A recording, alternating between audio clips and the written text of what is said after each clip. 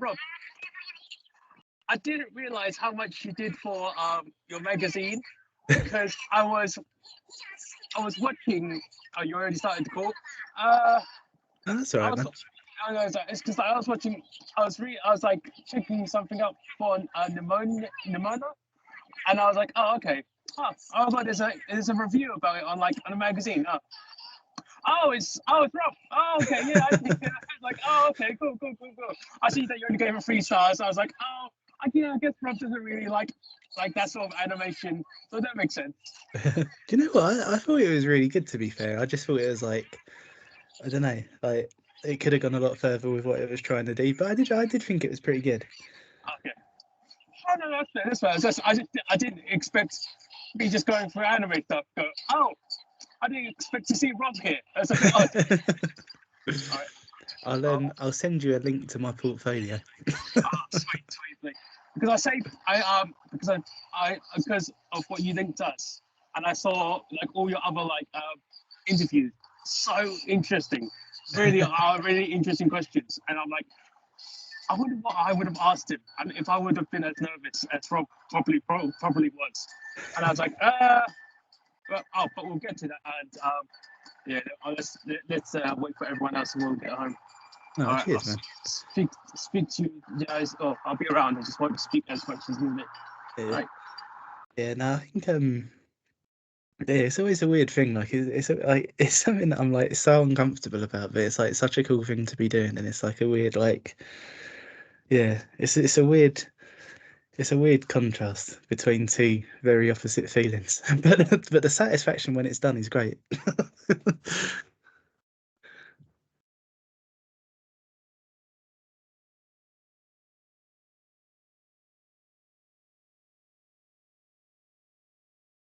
While we're waiting for Pat, I'm gonna do a Pat special. I'm gonna go to the toilet. Oh no. All right, see you in 2 hours then, Rob.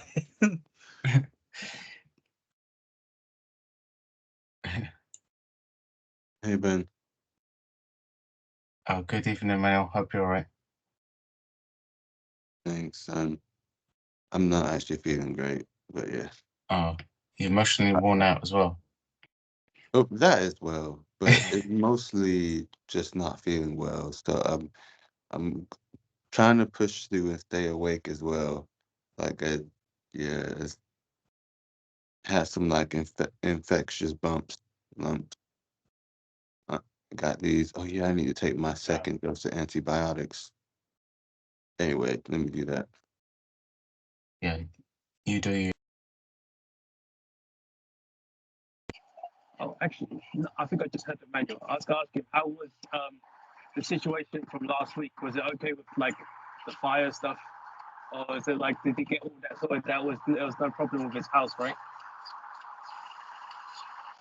It was, as far as I know, all fine. I think it was just like not so much a false alarm, but overall nothing really went wrong.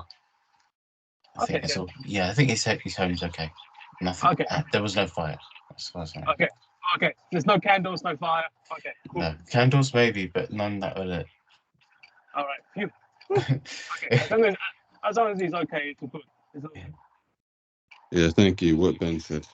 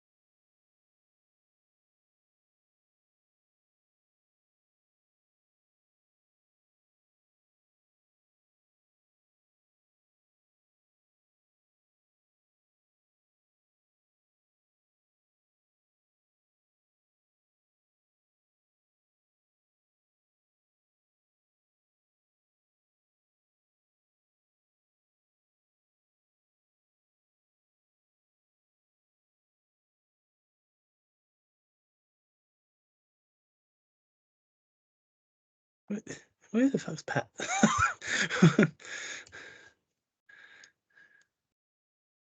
Has he said anything? No, he hasn't. Neither has Alec in this. Oh, I don't think Alec's coming tonight. Oh yeah, is he not like available at all? No, he's in Bristol, I think. Oh right. So it's even more silly that Pat's not here. He's like Adonis just before the match. He's like, "Take my gloves off. I need to have a shit."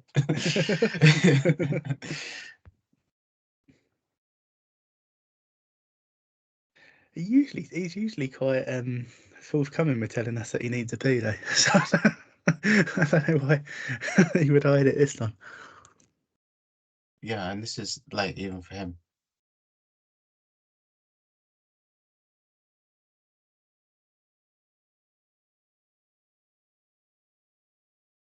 I've got noodles that I've brought with me all the way from Barking. Oh, sweet.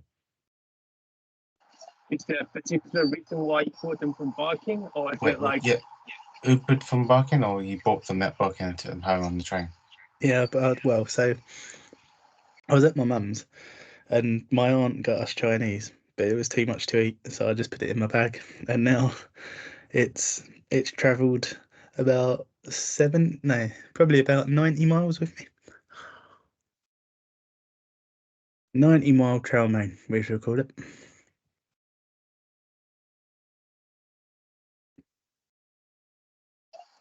that sounds like one of the best pizza dates ever? I could just go, yeah. I mean, like, we'll get real drunk. Oh, what do you need to get to eat afterwards? Oh no, let's go for that 90-mile chow mein. Yeah. All right. Do you know, I've noticed a really weird thing down here. Like, I've never seen it before. I've only ever seen it since I've moved here. But every local Chinese shop has like loads of different kinds of noodles, like laid out on the counter so that you can choose which one you want. I've never seen that before. Wait, I mean, like, are they like your local places, right? You're talking about. Yeah, I yeah, think that's just like a thing that people are really like.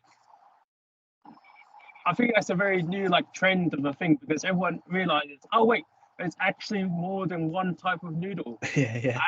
and it's like, yeah, I don't want like egg noodles. I want like udon, or I want like a chow mein noodles because it's so.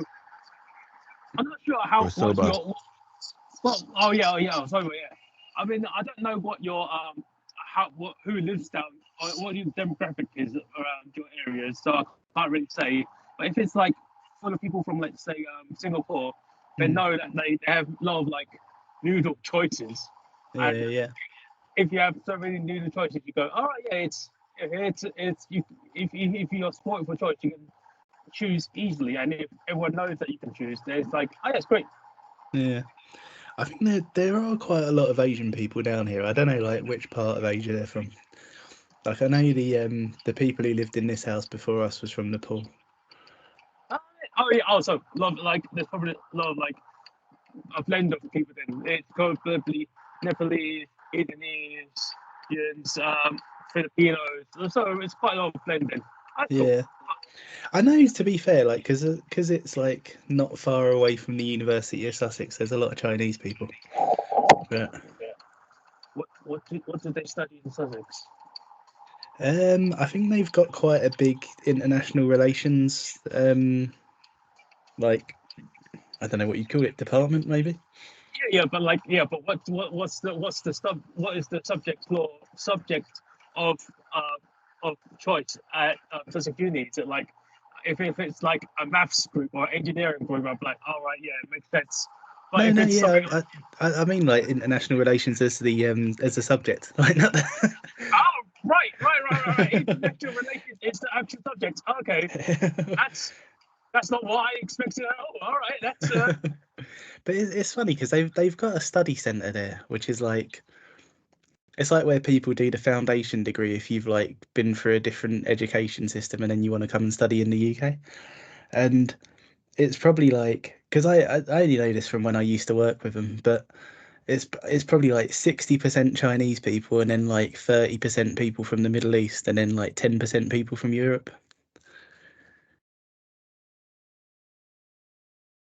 That is a mixed study group, I guess. That's not what I would typically see in like a uni around here, I guess. Yeah, I think like the two like most prominent nationalities there are probably like Chinese and Kuwaiti. That's I wonder what sort of food they would make together. Talking food. Oh, I was gonna say, just talking food. It's like watching these movies again. I never realized how much I missed eating Philly cheesesteaks because I saw it Good and I old was like, cheesesteaks. yeah, but it's like I wasn't in Philly when I was in the States, right? But I was in like New York and like I was in like Florida, but then and like you can still get like you can get a proper cheesesteak from New York. It's not the same as Philly's, but it's like it was still quite good because I've never ate one before. But when I ate, I was like, oh god damn, this is delicious. I mean, I've seen the movie before. I never realized how it is, and I was like, oh, but no, this is great. I'm meant to eat it because like you've got the supposed Philly cheesesteak from like Subway. It's just not the same. You try it and you go, oh, it's just like it lacks everything, and it's just like I just can't remember the taste in my brain, and it's just like I just can't get into it going back to the States. Oh, and Pat's back. Hey, Pat, how you doing? Hey man, Wait, Pat, did you eat Philly cheesesteaks when you were in the States? I like the Philly cheesesteaks that I've had, but then obviously if they're not from Philadelphia, then it's quite difficult for me to Oh, say. but you've had like the cheesesteak like sort of like sandwiches. What I'm saying, right? Yeah. I even have the Oh, ones at a Subway, which are all right. But it's not the same. You know, it's not the same, right? Nah. Yeah, as I was saying, I wouldn't because like watching these movies again, I was like, oh man, I don't want to go back to the States to eat Philly cheesesteak. Really I was just cool. looking at the scores. You can tell how much me and Rob gatekeep Rocky because we're the only two that scored it higher than Creed. Yeah. I want to talk about that actually. That's I was just interesting. going to considering, change. Like Oh the no. most pivotal part of Rocky is like the one that we could all agree of is like the most dated part. I also want to talk about the review from Letterboxd that I screenshot and put in the group earlier this week, Oh yeah, Of course, yeah. and the comments. Like, suppose we could probably just talk about that now before we actually get into the film proper. Like, anyone that's obviously watched these films and have relative understanding of professional boxing should know like this was all for show for the film. So like you're not going to have like a proper professional fight shown in a film because it'd be pretty boring for the film. But then seeing a review of someone saying Floyd Mayweather should watch this film to show us how to box properly. Mate, if he boxed like that, he'd be knocked out within 2 rounds. It's not sustainable. Oh yeah, absolutely. I mean, like I've seen that like match with like himself and like Pacquiao and versus who's the like MMA Irish guy, the Conor McGregor. yeah, I saw those fights actually because like I went and like saw it on like from YouTube as well. It's like, yeah, in professional boxing there's a lot more dodging because like the amount of punches Creed and Rocky, It's the Hollywood effect. Yeah, it's absolutely menacing. I can't like no one gets punched in the face that much. I feel that it's like it's not really believable. Yeah, and like I absolutely love how the fights are choreographed in all the Rocky films and Creed films. But like if you're living life and thinking, yeah, I think that's how a professional fight should be, then mate, you need to get checked in. Because like if say I don't know, if Lennox Lewis took the amount of punches to the face that Rocky did throughout his career, he'd probably be dead. Like even just the state of Rocky's face at the end of the film, man. Yeah. I'm like, People need to understand their entertainments and use their head. This person that that reviewed it evidently took a few shots to the head while he was on meth. That was all I wanted to say about that. I need to get it off my chest because that's been sort of annoying me for the last few days. I'm gonna do it. I'm gonna do it. Ben, why did you pick this film or these films? Oh yeah, sorry, I didn't realise you didn't get that far. Yeah, we haven't No, even we was got that waiting for far. you. No. Basically, I came after seeing like when we saw Rocky 3 again, it reminded me. So no, wait, what am I saying?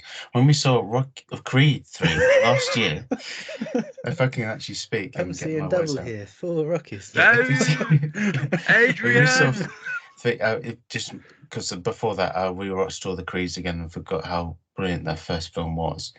So I was like, yeah, it's a fantastic film in its own right, but it's also a fantastic sequel, and that kind of like plays so much, has so much relevance and so much like it's a perfect legacy sequel to the original film. So I thought that would be an amazing double bill to do the first Rocky and the first Creed, just to see them both again in a new context of like having all the history behind them and growing up with these films and just seeing them both back to back. Yeah, I thought they both deserved a rewatch and they both deserved to be talked about together in tandem in Film Club for that reason alone. And obviously, the first Rocky has a special place in my heart because it's a film I've kind of grown up with, and it's had so much like impact on Hollywood and the films that have come out from it, and all the sports movies that have come out since. Which is ironic considering someone like me who's not into sports at all gets so much out of these boxing movies and films like them. It just works for me, and I can totally get the mindset and the love people have about being so infatuated by sport. And also, I think probably the main reason why it works so well is just like the human drama behind all the Rocky films and all the Creed films. Just that's the part that works, and if you don't get that to work from the start, it's a film it's not worth making. And I think that the original Rocky is like the ultimate underdog story, the ultimate rags to riches story that has so many life lessons, and it's just about a character that just doesn't give up. It's the ultimate hero's journey that is like this character just no matter what he goes through, he doesn't give up and he keeps on going. And it kind of like winning isn't the thing that's important. It's about kind of like just sticking to your dreams, sticking to your guts and just going for it, being prepared to fail.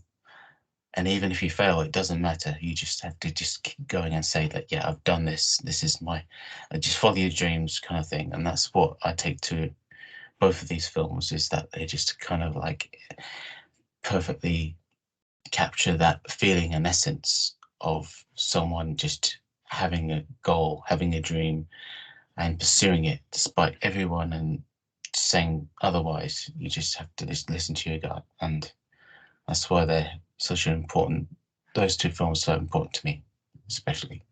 I thought you were going to start quoting Rocky there for a minute.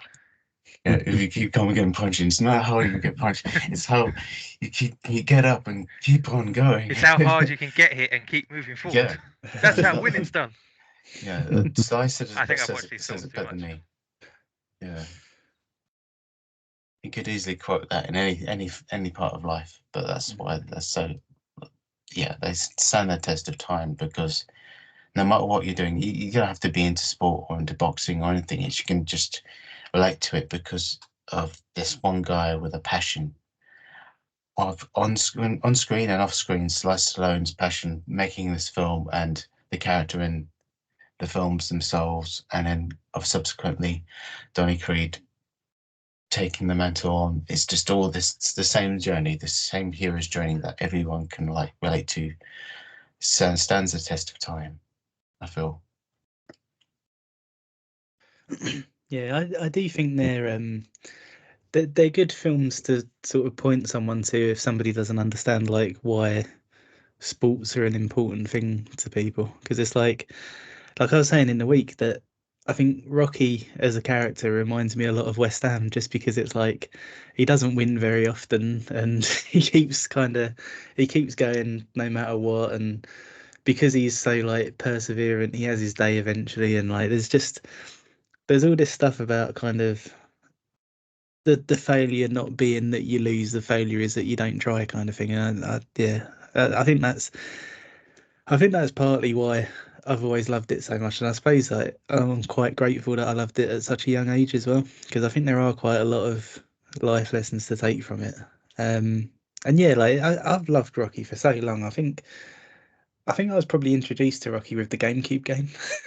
So that would have been like when we were like, what, 12, 13, something like that. But I remember playing through it and then getting the box set, which had like, it was really nice actually. It had like a slip cover and then like the inside folded out. And it was when there was only 5 Rocky movies, which was better than when there were 6.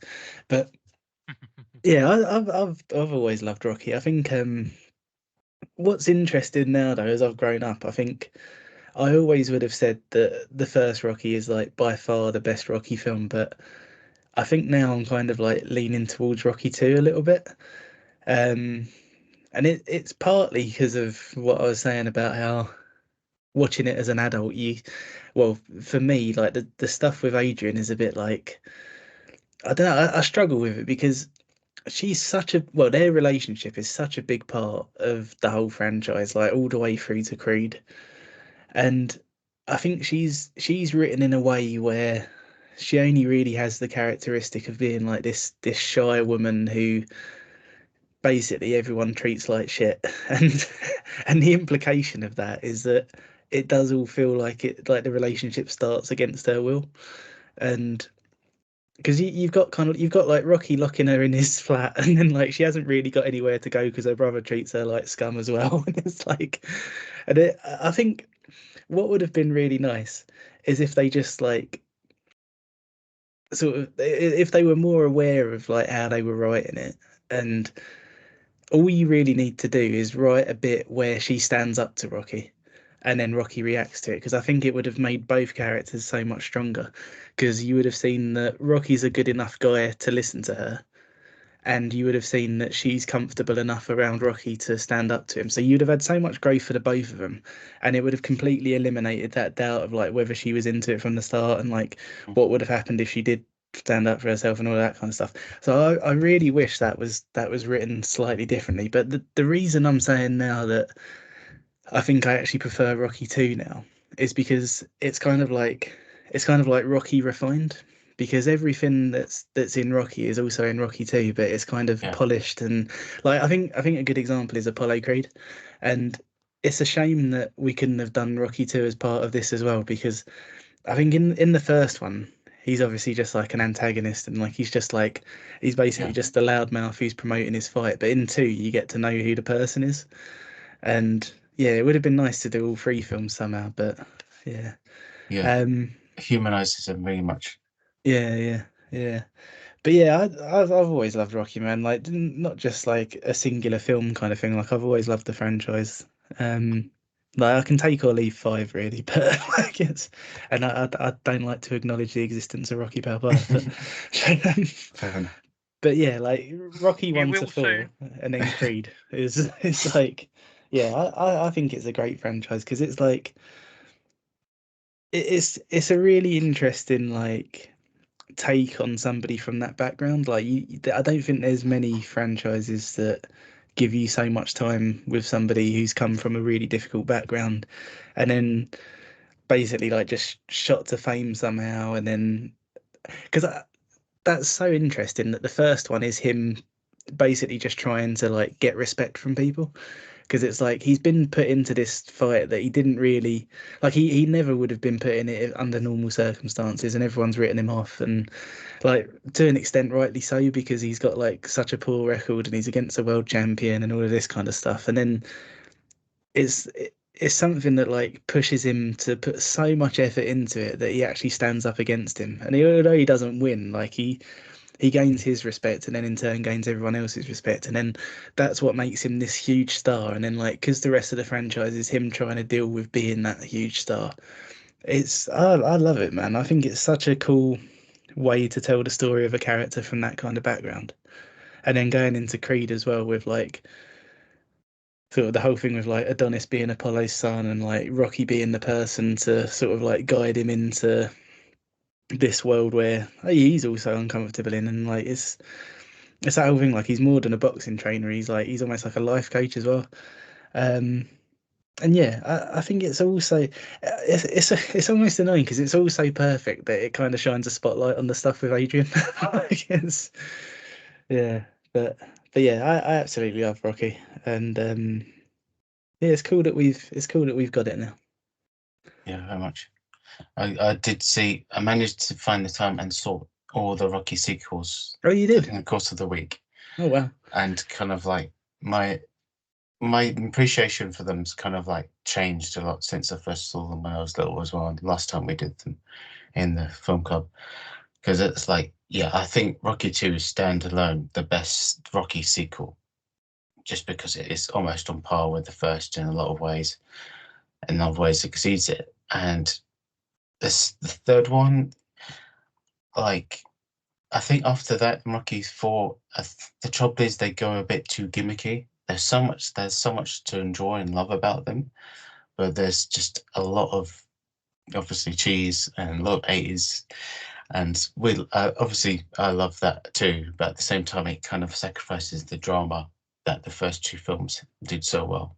And Rocky 4, as much as I loved it when I was a kid, it kind of downplays the death of Apollo Creed in that film really much, really very downplays it, and it's expensive, kind of like not so much jokes or anything, but just expensive, like the whole thing. He has to fight Dolph Lundgren's what's his face, and the whole thing about America versus Russia is so like American propaganda, but we're the best gun-toting country in the world kind of thing. It's so kind of unrealistic and silly, and it's almost like the whole series becomes a superhero franchise at that point in Rocky 3 and 4. But there was things I do love about them, and I do really start to appreciate 5 a little bit more as well. Alec would be pleased to hear. That I do feel, in contrast to like Rocky 4, Rocky 5 is just so much more back to basics, kind of like, yeah, there's just taking it back to what the first film was like, just focus on the drama rather than the actual fight. Which I think the problem with the sequels is that let's just focus on the fight and who's the next big guy he's going to face down on that. And that wasn't what it was about. It was about just the character of Rocky, or subsequently Adonis Creed. It's just those two protagonists and their inner demons they have to face. And that what we find out is basically it's the biggest antagonist is yourself. And it's the person who you are and who you want to be. That's like your biggest opponent. And I feel that's a really good message in a lot of ways. And it's kind of like you have to come to terms with like who you are, and you might not be the best in the world, but you can be the best in your own life. And I think that's something like Sly actually said once. Just like you have to just make peace with who you are, focus on your dreams, and just channel all your energy in that. And that's your biggest opponent. Yeah. It's so wholesome. It could be a Pixar film. Yeah, it could do that. It could do animated Rocky. Yeah, just what you were saying about like the sequels being campier and stuff. Though, like I do think it kind of follows with Rocky's character though, because like obviously in the first he's like it has to be that kind of tone because he's working against something and he's trying to sort of get through the whole thing is just him coming up against adversity basically. And then in the second obviously it's a continuation of that, but then it gets campy and silly when he sort of like goes into that sort of celebrity lifestyle, which I think like I'm not sure it's done on purpose to be fair, but I think it's a nice touch. Because it's like, yeah, the tone of the films kind of matches up with the tone of what you imagine Rocky's life to be. Yeah, obviously it's kind of like the whole thing of like once you get into the fight, he gets all this so much fame and fortune coming his way, and in some ways he could become a different person, but at the same time he doesn't. But it's a bit of a balancing act. He kind of has to like this tightrope that he has to like balance across, and the rest of the sequels just like kind of has to stick to his roots, but at the same time these matches keep pulling him back in. So it's kind of like interesting when you see it that way, because it's just, I don't know if you knew actually, the original pitch for the Rocky films, this is an interesting thing I read about, that Rocky, it was supposed to be a trilogy after Stallone wrote the first one, and his original idea was to be more like a Frank Capra kind of like you know, the director of It's a Wonderful Life. He wanted to focus on more of that sort of style for the sequels. He wanted to be like Rocky 2. He goes to night school and enters politics instead of becoming a fighter, and he becomes the mayor of Philadelphia. And so that was the premise of Rocky 2. I don't know if it would be any good, but that was the premise of it. And Rocky 3, the premise of it was he was supposed to be framed and impeached for being the mayor. And then because of all that, he goes back to what he was good at and go back in the ring, and he gets beaten down and broken down and loses the fight again, but he's happy because he's back to where he was and where he started from. So that was his vision for the sequels, a very different path than what we saw, but it's been very interesting. Mr. Balboa goes to Washington. Yeah. Yeah, that's insane. I'm glad they didn't do that. I think in his head it might have been nice and thoughtful, but at the same time, maybe not right for this franchise. I do wonder though, like how different his career would have been if they actually did that, because like now you know him as like the action guy, and like more or less everything that he's been involved with has been like some kind of action film. And I wonder if he did turn Rocky into like a political thing, whether he would have like gone down a different path with it all. Because I can't really imagine like the guy who made Rocky mayor of Philadelphia and then impeached him would go on to make like Cliffhanger. Yeah, I think that's the key, isn't it? If Rocky maybe wasn't a success, at the same time, it had to have been a success for him to do a sequel. So, and most sequels of that era, they would have to be similar to the first in a lot of ways. So I don't think it could have ever happened. Yeah. And we wouldn't have got the resolution if they did his original plan. Yeah, that's mad. I'm really curious about like how far he got with it. Yeah. Before we go on to in depth about the films, but I don't know if you guys know about the dog story of Rocky. Do you guys? Well, I have to tell it because it's just like every time I hear the story, it's kind of like it just like it's very profound. So basically, the origin of the whole franchise from Rocky all the way to Creed 3 is that Stallone, obviously, he was just getting started in his early life. He was in his late 20s, and he wanted to become someone in Hollywood. He wanted to be something, whether an actor or a writer or something. But he managed to see the Muhammad Ali fight in the late 70s, or early 70s maybe. I can't remember who it was with. It's quite an integral inspiration to the Rocky character. And he saw that fight, and this guy who he was going up against, Muhammad Ali, was kind of like everything we kind of like now expect Rocky to be. Just like a guy that came up from nowhere, just grew up hand to mouth kind of thing, and he managed to go for like 15 rounds with like the biggest, most notorious fighter in the whole world at that point in time. So that inspired Stallone to write the script, and it took like writing constantly for 72 hours apparently of him just like writing the original draft of the first film, and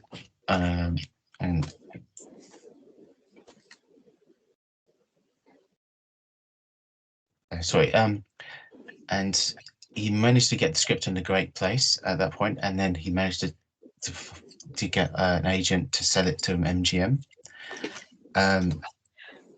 but they didn't want him to star in the film. Stallone was like, "Yeah, you have to like, I have to be in this film if you want the script. If you want to buy the rights to me, you have to star in it." And they would not want him to star in it because he was an unknown at that point. He literally had no experience acting, anything like that. But he was adamant of like, you won't get this story unless I star in this movie. But they weren't doing it, and they offered him like the price was £350,000 for the rights to the screenplay, and he still turned it down. And he's just kept on backing down. But and then that couple of weeks afterwards, he was literally like so adamant, Homeless. like Yeah. he was so adamant that this film won't be made unless I'm starring in it. But literally, Stallone had no other job at this point. He was literally on like barely scraping by on rent, and From what I knew, by that time he was already sleeping at like the bus depot. Is what he Oh, wow. was. The story was. Yeah, Yeah, he I think he was loses his broke. apartment. Yeah, he was that broke, and all he had was him and his dog. This dog that he had like for a couple of years, and it was just his best friend. He had no partner or anything. He just had his dog, and it got to a point literally he had to sell his poor dog to actually get by and to feed himself and stay alive and literally keep himself going. And so he sold his poor dog to this guy outside the liquor store, and yeah, that kept him going for a couple more weeks. And so and eventually the studio conceded and said, Sterling, okay, you can have you can star in this film. They didn't give him the £350,000, but they gave him like a wage of like 25k or something, and something very minuscule in comparison. But he Stallone won, and he got the starring role in the film he wrote, because this is his baby, and this is everything he aspired to be. But obviously, once he got the deal locked in, all he wanted was his dog back. And so he waited 3 days outside the liquor store for this guy that he sold the dog to, and he managed to track him down and managed to like, look, I'll buy him back. I don't care how much it costs. I'll buy him back. And the bloody guy was so adamant, he ended up buying the dog back for £15,000. Oh, But wow. that's all he cared about. That's all he wanted, and Butkus, the dog in the movie, was the dog he had in that time. I think it's literally called. I think his title is literally Bucks Stallone. Yeah, I think Bucks Stallone is actually. Oh, when I paused it, I was like, oh yeah, I've heard the story. And I was like, oh yeah, it's actually his title on IMDb. It's Bucks Stallone, which is very. It shows you really how much he cared about this film. Yeah. But I will have to correct you ever so slightly, Ben. He did do certain films, and he did do a certain film and other sort of like TV bits before he did Rocky. Oh yeah, I think that's where he got his Italian stallion namesake. Yeah, I think he wasn't really like a big actor at all, so no one took him seriously. So you're right, he just was like, for anyone in Hollywood to be like, this is just a no-name actor that's just done like TV or like random, very low-budget movies. But so yeah. And the worst part is he was in a porno. That's where he got his name from. Was he really? Yeah, that's actually, if you double check, that's where he got Italian Stallion from. That's his porno. It's like Boogie Nights. Yeah, pretty much, right? I was like, it's just like, it's a bit. Yeah, it's a bit. It's a funny story now, but at the time, I can't imagine it would have been like the most pleasant of situations.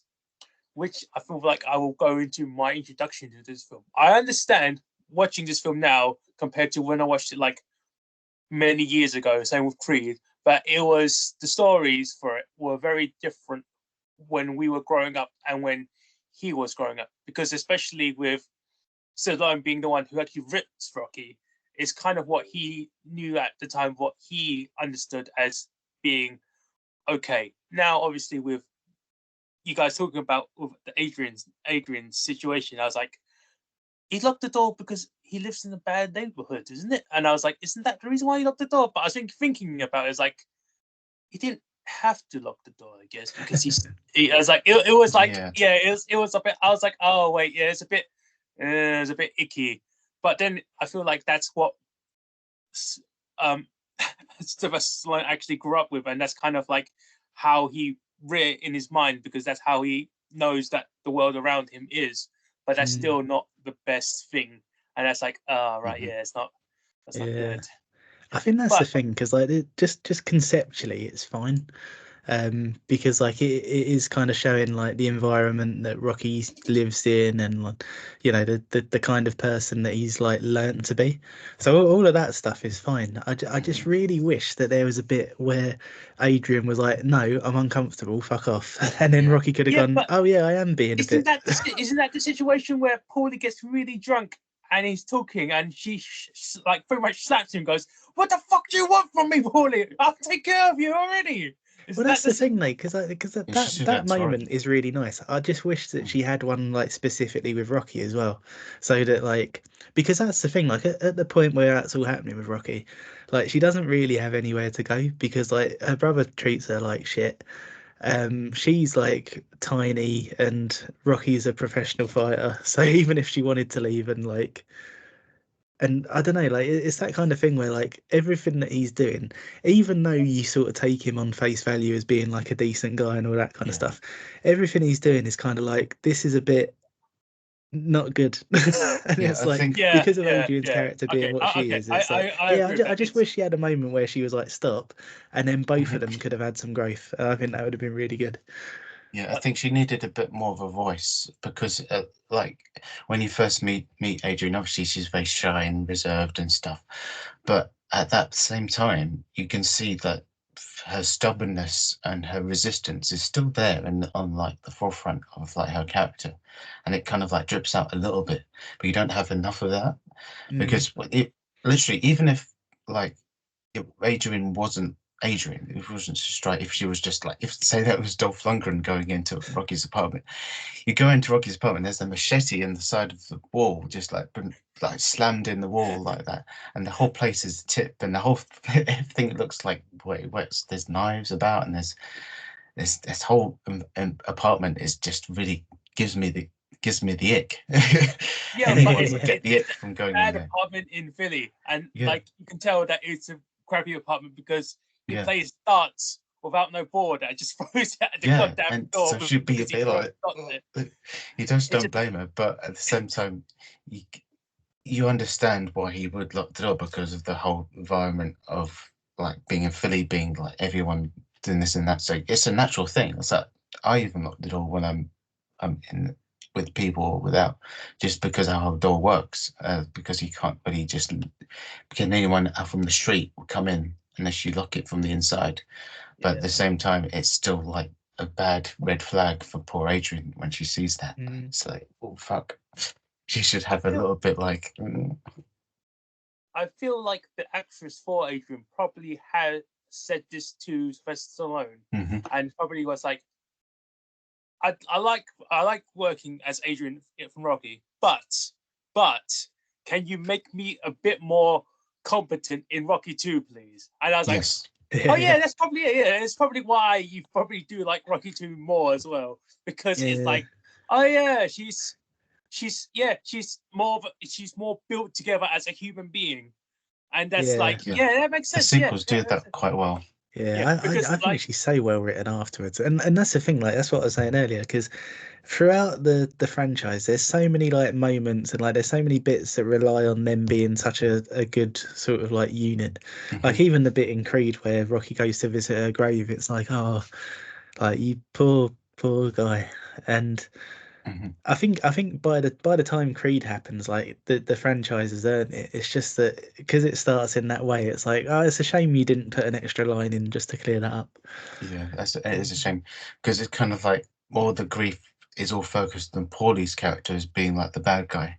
And Yeah, it's like Rocky is a flawed character, and it's true that he's got such a great heart, and he means well, and he might not always do the right thing, but that's the problem, is that like even when they first meet on their first date, he's always talking about himself. He's not really talking about Adrian, about what she wants. She's just along for the ride, and he's like he wants her straight up, and obviously Adrian secretly does have feelings for Rocky, but it's more like a one-way thing. So like you say, Rob, you needed more of like resistance, a bit more resistance, and a bit more like her expressing her feelings for him. Yeah. Because obviously by the end of the film and the film going on since, they are made for each other, and they're kind of like soulmates in a way. He can't live without her, she can't live without him. You just don't get that from the start, and that's kind of the problem in a way. I think there was one point, one last thing, that I think if you watch the film, the first half is Rocky's point of view and the second half from Adrian's point of view. I don't know if it would work better in the sense, because you can see, like, at that point, you see when Adrian meets Rocky, you see him through her eyes for the first time, and then after that, you kind of understand what he's going through from her point of view a bit more. It's a bit of a loose tangent, but maybe it might help. But yeah, it's just a little bit of a nitpick from the film that Adrian that she's more of like the object of infatuation rather than the actual mutual love interest. There's just one thing I wanted to say. Like, I know the intention was saying soulmates, but I really thought you said cellmates, and that really tickled me for a sec. They could have been cellmates if Paulie carried on. Yeah, He's- she's like, what an arsehole. oh, can I mention Hey, something really Paulie! interesting about Paulie? Hmm? In the original draft of the script, originally right up till shooting, Paulie was originally going to be Adrian's mother. Ooh. It wasn't until like they met with what's his name, Burt Young or something. The actor Burt Young, that Stone was like, okay, no, you'll be Paulie because I love you, how you portray this character, and he was just like literally impressed with his audition. That okay, sorry, we'll just gender swap the whole thing, and they changed Paulie to Paulie. They made What, so it could have been Pauline instead of Paulie? Pauline, Adrian's mum, yeah. To be So fair, in a way, would that be better if it Well, was a I mother? mean, I actually that think it makes would it- be better, because that Yeah. would have given Rocky a reason not to call her out. Yeah. Yeah, I mean, actually, that makes a lot more sense because she's like, my daughter is 30. She's not gone out with anyone. She could have been like one of those old smoking ladies. Yeah. That makes a lot more It's sense. Fuck. This Yeah. old Jewish lady just being like, oh, you look right. Now Yeah. that you've said I that, never I knew totally that, see but it. Yeah. That's blown my mind. That makes I'll be so back in a much minute. sense. Well, I was gonna be like, I can't believe it. Yeah, I saw that and I was like, actually, yeah, I love Burt Young's performance in it, but it's actually, if it was a woman, it was a lady actress playing that role, it makes more sense to Adrian's character and Rocky's character, because she's kind of like stuck in under her mum's roof and she wants to get out, and obviously Paulie kind of becomes a surrogate like Mother father figure, in yeah. a way, and it's kind of like he just wants to be like mothered by his sister because he has no one else and she has no one else, so that's what they have. But it would make more sense with the mother. Yeah, but if it was the daughter, if it was a mother and daughter situation, it wouldn't have been like the same. It would have been like that sort of like extremely toxic relationship about it, because it would be like, I brought you into this world and I need you to take care of me because of that. You know, like, you'd understand why she puts up with it. Yeah, it makes so much more sense now. But I mean, it made sense even as Paulie being a guy, obviously being Paulie. You do give him a lot more hate because he's a guy and because of how he does things, especially even in the sequels, especially where he's like, "Oh, I spent all the money and we don't have any more money." And it's like, "Why the fuck did you spend all the money?" "Oh, I got scammed." He gets scammed in Rocky 3, right? Because that's how he lost. I think it was Rocky 5. He literally loses everyone money at that point. Maybe I'm remembering wrong, but he literally gets them all broke. I thought that was Rocky 3 for some reason. Maybe that, no, maybe, yeah, but like, yeah, that's the storyline. It's like he got scammed and all his money is disappeared. That makes more sense if it's an older lady. And it's just like more. I feel like if it was a guy, it would have been a bit more. I don't know if that's a stereotype as well. Fuck, and it's. You telling me this information has made me rethink the fucking movie franchise completely now. Fuck. Yeah, because I think it would make Rocky 1 a better film. It's whether or not the sequels would work with a gender flip for Paulie, because Paulie's kind of like becomes like his coach in a sense, not as much as Mickey or Apollo was, but it's Paulie's integral link to Rocky, despite him being a pain in the ass. He's always had him as a good comrade and friend. I guess it makes him a wingman in a sense. Yeah. I'm gonna sort of go on the opposite side of it. Like, if like it was Adrian's mum instead, I don't think you'd have the same sort of ill feeling to her as you would Paulie. Like, I think Paulie's a scumbag. Like, and I just don't think. Especially in the 70s and early, I don't think women were particularly written in a way to behave like Paulie does. If you get what I mean?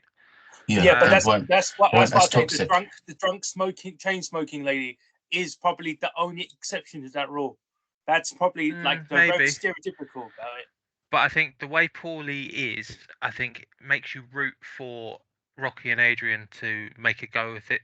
Like, obviously, it's more extreme. That's true. That one scene in Rocky's apartment, like, see, when I watch films, I don't really watch them with lights to how the current world works. I'm sort of plugged into the era, so that's why I don't tend to have as much issue with the situation. But like when I'm talking to you guys, and then if I just think of think of this scene happening in 2023, 2024, or even in the last 10 years, it ages badly. Like, it's basically, it's bordering on a criminal offence, isn't it? Yeah. But that was the way it was back then. I'm not saying it's right or anything, but that's just that was just the way blokes wooed women. Yeah. By basically entrenching them into a relationship, and then they grow to love them after that. People like Rocky. Like you'll see it in old gangster films as well. Which doesn't help because technically Rocky was a gangster because he was a he was a hitman. He was a leg breaker, is what they called it. The thing is, I think Rocky was it was a little bit simple-minded as well. Well, like, I mean, without making it like overly meta about it, he's been in quite a few like boxing matches in that like sort of like us. Wait, I might be mixing up with Creed, where he was boxing in Mexico, but that might be no, that's Creed. Creed was Mexico. Yeah, Creed was Mexico. Rocky was just... But Rocky's been boxing already. He's did a lot of like what they call like bum fights or prize fighting, I think is what they call it. And so technically speaking, and because he's been known to take quite a few punches to the face, he's already been punch drunk a bit already. I think that's part of his character, right? So I don't know if that's like. I think that was purposely written in because you saw him when he was doing that boxing match with like that, what is it called, Spider guy. I can't remember. They've all got some interesting and weird nicknames. Right? Don't call it that, because now I'm thinking of Spider-Man 1. What's your name? The Human Spider. Shit. Okay, but let's call him Joey the Spider. Fuck it. Anyway, yeah, he was fighting against Joey the Spider, and it's like because he was ready seen to take quite a few punches to the face. That's why he's got the the scar on his left eye there, and it's like, all right, yeah, he's punch drunk from taking hits and shit like that, and because he's only known how to like hit and break stuff, that's why the mafia people are like very very good friends with him, like where he's with his boss and like the that fucking very mouthy chauffeur of his boss. this is so fucking shit. But yeah, it makes all these sort of like characteristics make sense for Rocky himself because it's been written that way, and I feel like mainly because Stallone, when writing this is only a few years after the very famous Godfather was like shown in cinemas.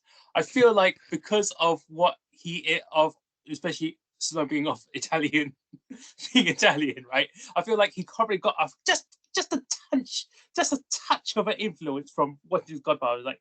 Oh yeah, that's an interesting point. You might as well write that in. Yeah.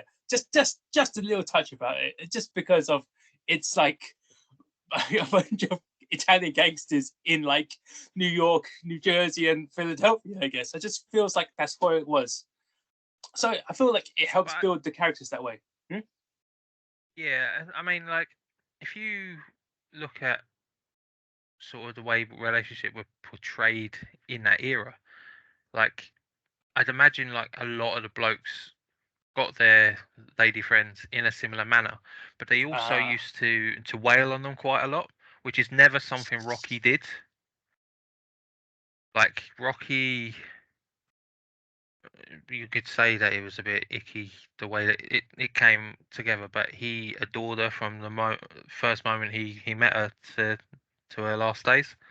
I think that's the thing, though. Which- Like, I don't question whether he adored her. I question how willing she was to reciprocate it. Yeah. Well, like I was saying when you briefly left, like that seemed to be the way relationships were always portrayed in that era.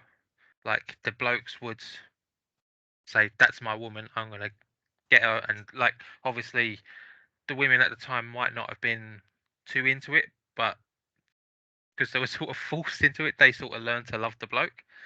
Not saying it's right, but that was the era. I don't know if it was, to be fair, because I mean, there. Not to cut you off too much, Rob. It's like there was the other girl that he was like at that shop front. I can't remember her name, where he was trying to instill some like morals into her. It's like you just don't want to hang around here. You'd be like known as you get your bad reputation. You know what bad reputation is? You get called a whore, and it's like, oh yeah, I guess. I mean, this is like a few moments after like the time where when he met Adrian at the pet store, right? And he's trying to instill his characteristics to be a good guy, you know. And it's she like, calls him a creeper. Yeah. Okay, yeah, but like that's a whole situation itself. But it's like you can see how he was written to be like that. It's like he's not perfect, and he's a bit like I don't know if I think misogynistic is probably the right word to say, but I feel like again that's how he was written because of how Sylvester Stallone saw that everyone else writes people, and that's how he grew up with the people that he knew. I think that makes sense in that situation. Obviously, with the modern day senses of like seeing it now, it's like, oh, that's probably not a good thing to like see it now. But as Pat was saying, it is a thing of its time period, because if we talk about it like very meta again, we're gonna go back to fucking things like Greece and all that shit, where it's like, where it's all like sort of like it's a bit like don't talk to me. That's one of the films I was going to use for an example, though, because I think Grease is like I don't think Sandy is like written as the strongest woman, but she does have agency. Like she makes Danny go through so much to win her back. Like I feel like again, yeah, but you're talking about Sandy. You're not talking about one of the other ladies in the pink, are you? You're not talking about shit. What are the other girls' names? I think they all have agency to a point, to be fair. Like, not really. There is that one. They do. Like, I mean, they're not, like I say, they're not the strongest of women, but like they're not like complete pushovers. Like they have their own like thoughts and opinions. Yeah, but the opinions are like very airheaded. You know, it's like I'm gonna go to the diner and get my hair done, and it's like, I mean, that's not. Again, but when people try to take advantage of it, we're a bunch of guys talking about the dilemmas of females. I know that this is a bit twisted, but like we're trying to get about character developments. Yeah, But but to but answer, in the moments in Greece, though, when people are trying to take advantage of them, they do push back. And I think there's so many examples of like 70s films where there's like there's women who are written in a way that they're not just like one trait and that's it. Like even like I said earlier, even Princess Leia in Star Wars is one. Like Harold and Maude, that's another one where there's a really strong woman. Basically, every Woody Allen film, as well, questionable as he's become. yeah, but- yeah, that was a bad example. But Who? I would. He doesn't exist. Hey, you Yeah. defended him last week. I probably did, to be fair. Yeah. But I don't remember Rob, last I week. will say this. Remember, this was still written by Stallone himself, which is probably why it was. Remember, this is like his first ever like writing script. This is his first ever thing that he's actually made as a writer, and that's probably why it's kind of like seeing how the stages of writing. Maybe he wrote this first. Like this is maybe his like first or second draft of the thing. Then he made the film. Then he realized, oh shit, that probably wasn't good. I need to make that better. I feel like it could have been a situation like that where it's like, oh right, yeah, just because everyone I know is very misogynistic and mean to women and calls them toots doesn't mean I should write my character to do that. Yeah. And yeah, but in all seriousness, that's like Yeah, you're how right. I feel like Yeah, he yeah. probably grew up, and like that's probably No, definitely, yeah. yeah, and And that's probably the situation for That's why him. 2 is good, because he learns from what you're saying. He learns from mistakes of the experience of making this Rocky, and obviously from every thing you go to make, you improve and learn and adapt from what information you take to the original thing was. So obviously his experience working with Talia Shire, the actress who plays Adrian, he's like, okay, what can we do to make this character click even better in the sequel? And that's it. Just she probably didn't have much involvement like she would have done in the first one. So it makes sense that subsequently her character will have a bit more like things. She'd at least have more things to sink her teeth into, and she won't just be more an object of infatuation rather than just So it's quite interesting in that regard, because you can see the evolution of Sly's character and Sly Stallone as a writer as well in all the films subsequent. I think to be fair, I mean, like I don't want Rocky himself to be like a perfect guy, and like I like that he's a flawed character, and because I was like I was saying the other day, like one of the things that annoyed me with the Bob Marley biopic is that they just completely glaze over all of his flaws. And I think it gives you this idea that to find someone admirable, you have to find everything about them admirable, and I don't like that. Yeah, Like that's not right. I think somebody can be like an admirable person while still like not being great in certain ways. And I Yeah. I think for this to be Sylvester Stallone's first film that he ever wrote and like that kind of thing, to make Rocky that kind of character is actually quite impressive. And yeah, I'm not taking sort of like anything away from that. Like I really like how he's written, like misogyny included. I just don't think he was very good at writing women at the time. No. Yeah. And many Yeah, no, actors that's fair. and script writers weren't in that era. Yeah. I do like one thing that he did though. Admittedly, him writing about women wasn't the best. Him writing about race and how much about it was in his film, because he touched on the subject about it, especially when they were doing like that interview on like the TV with actual people, right? And they were like, oh, because like you have that one reporter who's like, how does it feel like about you being a black man, him being a white man, and they're fighting on like the America's birthday?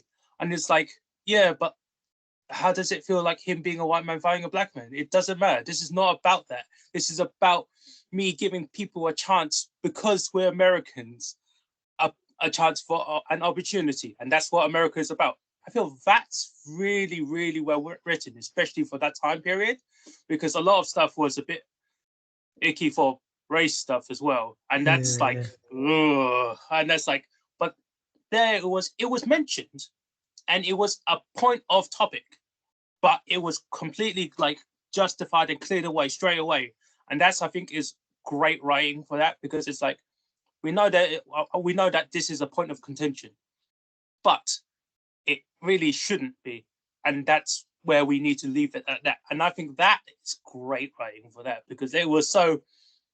There could have been a whole lot of fucking like can of worms, but they didn't let it be, and that was like, that's amazing. So that's, I feel like writing it for that sake is probably good as well. Him needing to write better women characters is probably a thing that he stumbled on this film, but he got there eventually when he gets to the next set of films, and that's great. Yeah, no, the thing you were saying about race there, like it's an interesting thing, really. I wonder how much of it comes from Sylvester Stallone being Italian, because like obviously like Italians in America didn't have it as bad as like black people in America did at that time, but I suppose like it's still that kind of thing of like being an outcast. Yeah, there's a link there. Yeah. Being like obviously what we saw in Simon's film, American Tail, just becoming one, being like trying to find like a place to, what's the word, just leaving your country from like dire straits and then going to another, making your own home in somewhere that's different. It's like that kingship of, like, obviously they'd elect you, and obviously Stallone would elect you, because it's like him being an Italian American, not only being an Italian American, but living in Philadelphia, in quite a poor and impoverished part of the country, in a very like poor state, and him trying to find his own purpose in life by not having much available to him, so he's just doing what he knows and what he does best.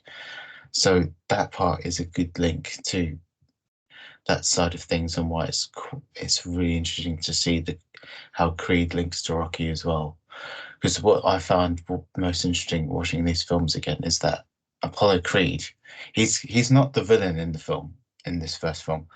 He's the catalyst for the entire franchise. He's not the villain, but he's the catalyst for it.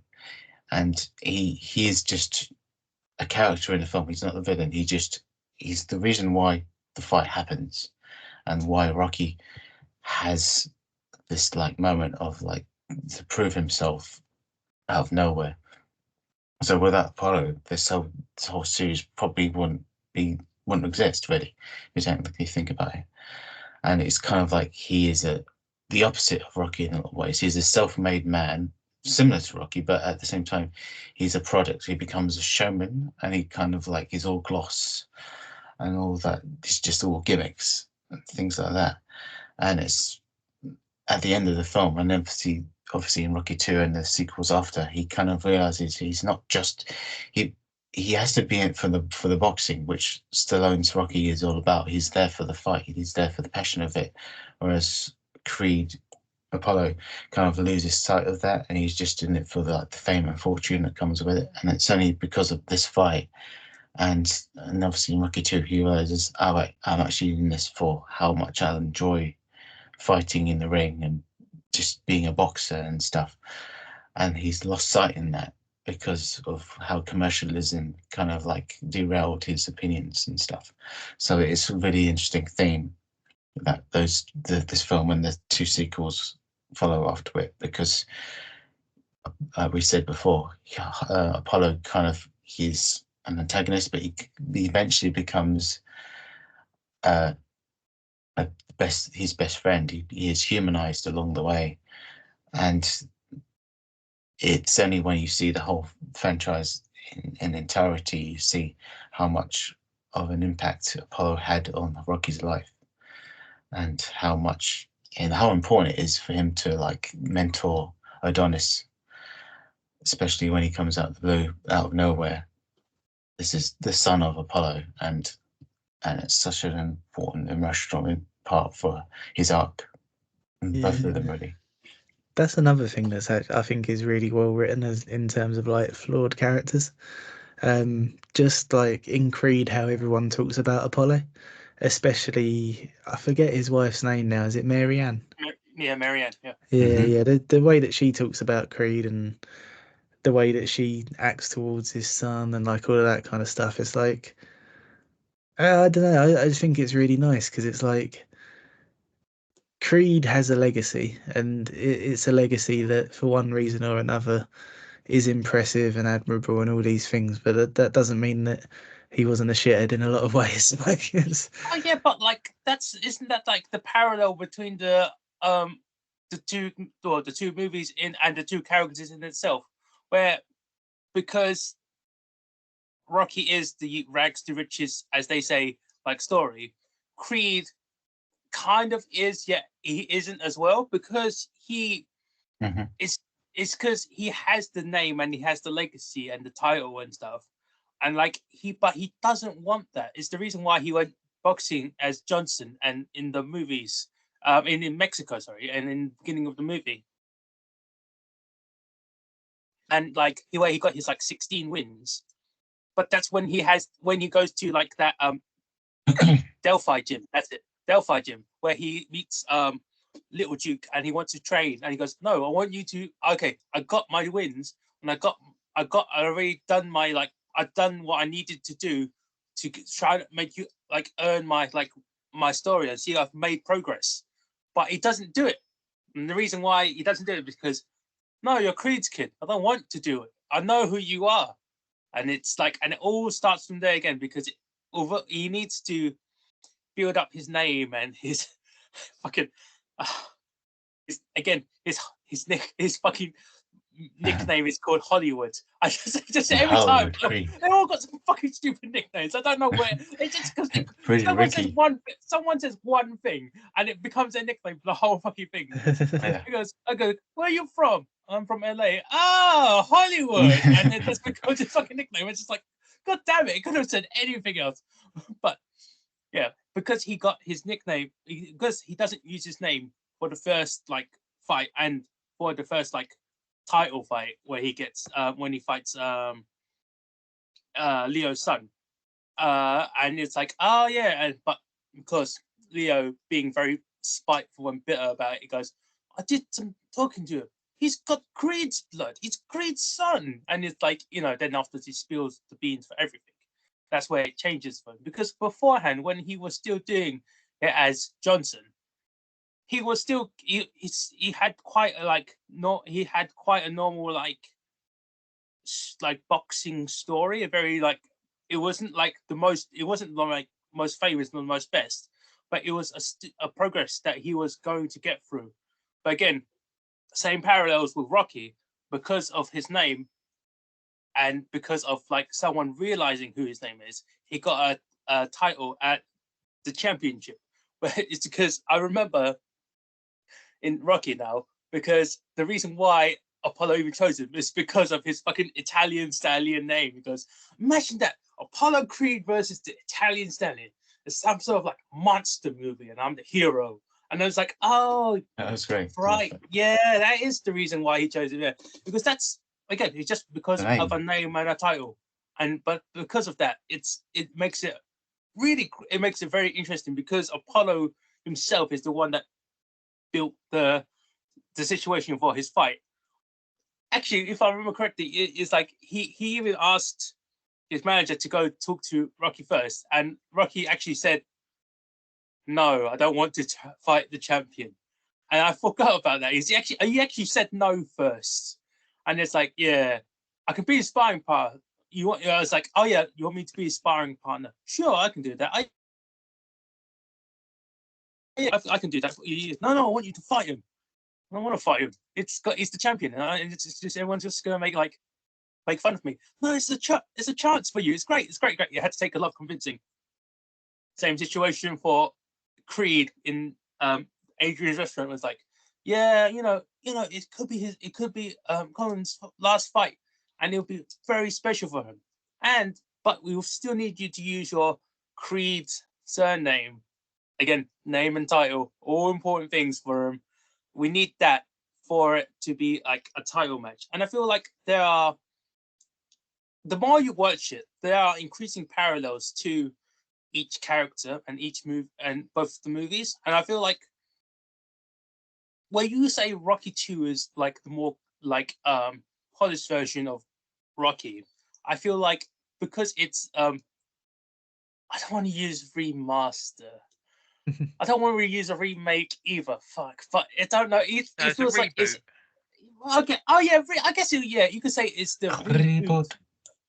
It's the reboot of Rocky, but because they knew the situation of all the characters, because they had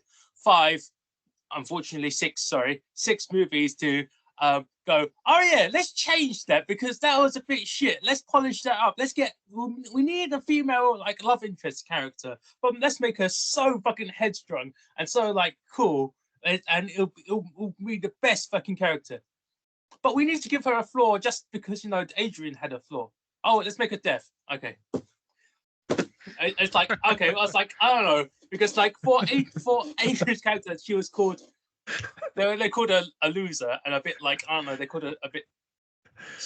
I don't know. They called her a loser and they called her something else. I can't remember what. But it was like it was a flaw of her character, her as being. And for Bianca, it's like, no, I'm great. I just have hearing problems. I was like, yeah, it's not really a flaw. It's just a thing that they have, and it's just like, yeah.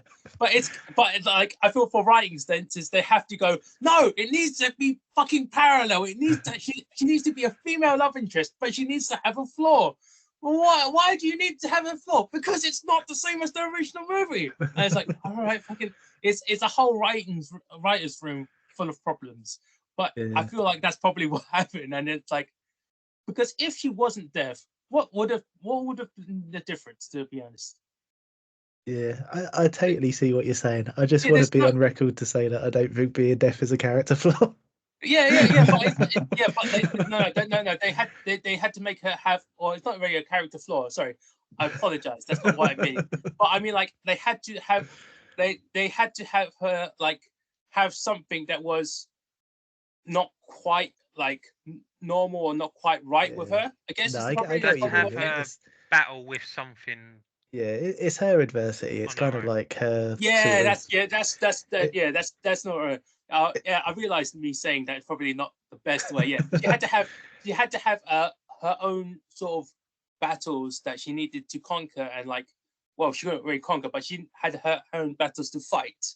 Yeah, and that was like, yeah, that's again, it's the same parallels with Rocky and Adrian with Adonis and Bianca. It's like, all right, yeah, both the same sort of situation. They both have the love interest that they needed to fight.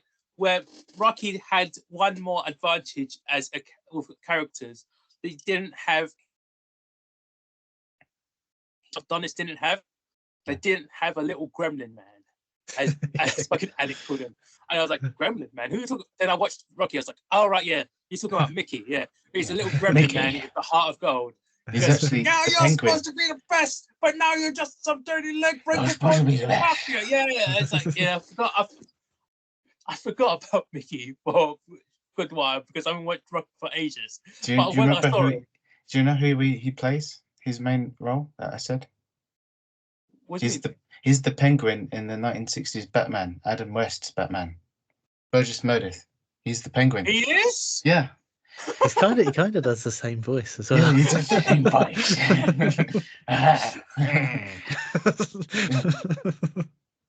It's great. Okay, that wasn't what I expected, but yeah. Sorry to like derail your son. Yeah, continue. Yeah. There are a lot of similar characters for both films, and that's a good thing because because it's a reboot of the series. It's some sort of like character developments and like heart pumping like action and adrenaline for the movies and the characters and stuff. The dramas aren't the same because of course they grew up differently, and like because of how they grew up, it's the situation is different. But they still had their own sort of fights that they needed to do, which is why I do like Creed a bit more than Rocky. Whereas yourself, Rob, and who else? Pat scored Rocky higher than Creed, and actually I haven't checked the score yet, so I'll double check it in a second. But like, I don't know if that's like, I don't know, because I've kind of like the more modern version of it. I feel, you know what it is? I feel like the production value for it is, again, better in Creed than it was in Rocky again. But then it was again a film of its time, because if you had Rocky having the same sort of like close-up film shots as he did in Creed when he was actually in the boxing ring, like that really sort of like focus shots, I feel like Rocky probably could have been the better movie. It was again of its time, for not just like story wise, but like production value, because of limits of technology. But like Yeah, they both kind of like mirror sort of like how the real fights were being filmed at the time, I suppose. Because like if you go back to like even if you watch like wrestling from the 70s compared to wrestling now, it's two completely different things. Because you go from having like one stationary camera and sort of like blokes in cowboy hats slowly walking to the ring with no music and that kind of thing, and then you look at wrestling now and it's like a full like film set production basically. So yeah, I think like back then you didn't really have like, well, you did have the spectacle, but it wasn't the spectacle in the same way that it is now, because sports is just like it's packaged just as like any other form of entertainment basically. Whereas back then it was just like, I suppose more of like a purist's view of it. It was just like you just need to see what's going on. You don't need all the sort of flashy side bits and whatever. Yep. But I feel like that's. Oh wait, no. I guess that would no. Sorry, I was gonna say, isn't that kind of why it was called prize fighting? And that's kind of like the whole thing of it was the fight. But like now it's how entertainment is. Everything has got to be like a whole fucking show with a guy spitting and breathing out fire before the champion makes the entrance. And I was like, it was that isn't. I feel like that's the cheesy part of like the Creed movies, because like you talk about like Rocky like 4, right, and it's got like the like propaganda-ness, and it's like yeah, I guess, but it's like for it's cheesy, and it's just like you didn't need that sort of cheese, Yeah. And it's like I think it was deliberate to kind of like make the like a Pretty Ricky Conlan like a bit of a Sherman asshole, like Apollo was. Because to be fair, Apollo was like that in 3, and especially in 4 as well. But when he antagonizes Khal Drogo, like it's all America. There's the flag and like the Statue of Liberty. He was. Yeah, it's all like so chauvinistic and kind of like over the top patriotism. That's what kind of like Pretty Ricky kind of like goes for in his own way. So it just makes you like entice the opposition. I was going to say, I realized what I actually liked about the character for Ricky Conlan is they used an actual real life boxer for it. I was going to mention that actually. He's from Liverpool. Because I find it so weird that they. I find it so weird that they. I find it so strange that they named the character Pretty and then cast Tony Bellew. He's not that at all, is he? Yeah, but it could have been like one of those nicknames where it's kind of ironic, and it's just he's if you called me pretty, Curly or something. Yeah. Curly Whirly Conlan, yeah. Yeah, but it's like this sort of like the characteristics of it is actually emphasized for Apollo's character in Rocky, because I realized in the most literal sense he was showboating when he was entering the ring, because he was literally on a fucking boat dressed as Uncle Sam, and I was like, oh, he's showboating. Oh yeah, he's literally showboating. Right. Again, it's like it's a lot of things that you didn't realize what he was doing as a kid, but you know the terms now. You go, oh. Right, they were being quite fucking literal about it. Right. And it's like, oh, cool. Yeah, I feel like I need to watch a lot more of like all the films I need to watch as I really enjoyed as a kid, as an adult, and go, all right, yeah, this didn't age that well, or it's actually not too bad, but like a lot of jokes are kind of like puns, and because jokes are puns, are like puns are very basic jokes, but they're very timeless. So Yes, it's just like they are. It goes both ways, man. Like there's so many films that I loved as a kid that I watch as an adult and go, oh no. yes. But there's Some- also like the big one that's gone the opposite way is that when I was a kid I fucking hated Jaws. And then I watched it as an adult and I was like, oh, that's actually really fucking good. I'm so glad it was that way around rather than like the Goonies, because it's obviously Goonies was one you Mhm. loved and now you don't like, and that's The Jaws you Goonies is didn't like. fucking stressful as an Oh. adult. It's I regardless think of Goonies is a load of shit. The If old you watched it Goonies. as a 13-year-old, you would have been like, this is amazing. But yeah, as an Yeah, adult, it's like, just these doesn't kids work. need to shut the fuck up. It doesn't work now, sadly. Richard Donner is a great director, but that film just something's Have- missing. Have you ever seen the clip of Richard Donner on holiday after it? No, where's he celebrating it's done or something? Yeah, so like he found filming it so stressful that he booked like a massive holiday so he could just sit and like be quiet for a bit. But Steven Spielberg pranked him by sending the cast out to him. Oh no. And all the kids turned That's up. fucking mean. He could be at a temple trying to like meditate and be calm, and just hears, "Hey, you guys!" That's And literally like, what happens. "Oh, Like he's on fuck like he's on like the porch of like this beach house just relaxing, and then like one of the kids comes out and they're like, "Hey, Dick," and he's like, "Why are you here?" And then they all come out and he's like, "Oh my god." Oh, no. That's It's amazing he Oh, didn't man, need the just weapon be- after that at all. just to be there with him. Amazing. Oh, I have something interesting to tell you about the first Rocky in comparison to Creed. Obviously when Stallone did the film and when the studio decided to actually make the movie from his script and that the budget was incredibly low by that era's standards. So what I liked about the film was that they utilized this tiny budget to really great effect. So the scene where he points out the painting's wrong. And it's like, oh, you got the trunks wrong. You got the colors all messed up. That actually was true. The colors were messed up. So the whole thing was like they had to film the fight at that point in time when they shot the scene where they show the painting. The artist did the color of the trunks wrong.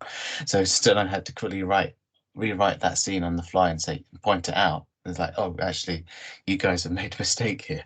But it worked in the story quite well, and that actually happened multiple times in the film because when he walks into the stadium before he sees the painting, that was the only time they could film at that stadium, so only empty. They couldn't get any extras for it, so they just filmed it empty just to show you that this is how big the stadium is. And when you see it later on in the film during the final fight, that is kind of like in your mind how big it's kind of like if it makes the audience kind of like think the stadium is this big. But when they filmed it on a small studio set where they didn't have any of the extras, and they filmed more like close up to the ring, and all the extras were kind of like composited in. So none of that was real at the end. It was all just like on studio lot. None of it was on the location like there were in the. So like the cheating camera works, it was in play because they showed only like, oh right, oh yeah, that makes sense. I thought that was what happened for when Adrian and Rocky went to like the ice rink. Yeah, I was going to bring that up actually, because they originally the ice skating thing was going to be all in public, where a load of people were actually there, and they were actually going to film it with just going to the ice rink, just having a good time. But they couldn't have any money for the extras, so they just filmed it just on the location, and just did it empty, and just Stallone wrote it in that it was just them, just like haggling the owner that this is just they'll be in it for 10 minutes, and that kind of made it even a more memorable scene because of that. So that was one of the other things. It's kind of like they utilized on the fly to kind of like, shit, we haven't got any money to do this right, but we can try and make this film more intricate and more unusual by doing this instead. And they kind of, thanks to Stallone, that they managed to make it work, which I really found really fascinating. Kind of like when Rob mentioned Jaws, it's like why Jaws is such a good film is because of the things that went wrong during the making of it, only went on to make the film a better, more memorable movie because of the things and things that went wrong just helped make it better in a way. And Rocky was no Yeah. different. That's something that Gareth Edwards said actually, Hmm. because he was saying that like he said that the film that he learnt the most from was Monsters, and it was because like they had no money and they were just like driving around America in a van and like trying to get what they could, and it was like there was no like space to make mistakes, so if anything went wrong they just had to work out how to incorporate it into the narrative. Yes. Okay, that's yeah. I mean, like, but I feel like the budget wise for like films like when he, yeah, I mean, like for I guess like for the budget for like this sort of movie was not the highest, especially with him like getting also paid very very low compared to what he would have thought if he just got the script.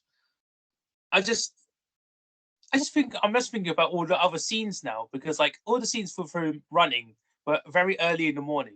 I think that might just been like, oh, so we don't have to pay any extras. I wasn't sure. I don't know if that's correct or not, because I think it was just when he's like that happens nowadays. It's like if you just film in the early morning, you can just have a permit to just film on in the streets just as is, and there's no traffic, and you don't have to call anything off, and you don't have to pay like any fines or any kind of like fees to be like, oh, I'm filming in this part of the town. So I think it's easier to do then. They just you could get a camera on the back of the car. There you go. Yeah, because like Mhm. because it's his running scenes, and I think I hear Emmanuel. I started to say him putting on his Converse shoes, which is like again only because of Film Club, I really noticed as in his fucking shoes, right? And it's like, all right, yeah, he's got some good running shoes, and he's running through like the city in early mornings, like yeah, after drinking his fucking raw egg diet. Something about that just made me go, oh, I just don't know. I don't know how it is. I know it's protein, right? But like, ugh. Yeah, but just it's cook mainly him because first. he's running. Come on. No, he's got no time. He's got to drink. He's got to get that protein. But in any case, it's mainly because thinking about the scene now, and when he's running up those. What? I don't know if it's like a library or something. But no, when he's running up the stairs, it's because it's like a very important building in Philadelphia, but because there's no one there in the early mornings, they can easily just run up the stairs all the time and just like film all they goddamn need. But I'm just thinking about it now compared to what it was, that how famous those fucking stairs are right now, and it's all because of this fucking film. Because I don't imagine that the tourism for Philadelphia was like the highest, right? It's like, oh yeah, we've got like some libraries, got like the seafood, yeah, that's great, it's great. And after this fucking movie happened, and it's like, where is the stairs? Oh yeah, you just need to go on this street, and like, we need more policemen around the area. Where? Near the stairs, because there's too many people crowding on these fucking stairs making a pose. It's like, oh well, shit, okay. It's just like it's just the thing. I feel like the tourism just boomed, like literally just exploded, skyrocketed because of this movie, because of like. Wait, did anyone say the budget? Because the budget for the film wasn't like the highest, which is like what this. It was pretty damn low. I can't remember exactly, but for its time, it was very like an independent movie level. Yeah, but didn't it get like, because let's say it was like, I don't know, 50, let's say 50 mil for the sake of 50 mil. Didn't it make like 350 mil like worldwide afterwards, right? It tripled its budget back, didn't it? Yeah, because it was just like, I can't imagine how much money they got from this. I'm just like, I didn't expect this, and it's just like, wow, this is so much more money than I possibly could have expected. Oh man, it's just it's great. Yeah, okay. Now its budget was 960,000 without inflation, obviously, but still, that's tiny. Yeah. Oh fuck. So, and it made like I can't even remember. Oh, Yeah, it it made so got much at money. the time it got 117 million. So that's pretty like 100 times its budget. Fucking hell. Could you imagine getting Yeah. 100 times your payback from this little script that you're like, I don't know who this wrote? Because they want Burt Reynolds, from what I remember. Yes. They wanted Burt Reynolds to do this. And it was like, no, I want to do this. Sylvester Stallone, want to be Rocky. And it's like, all right, fine, we'll pay you less.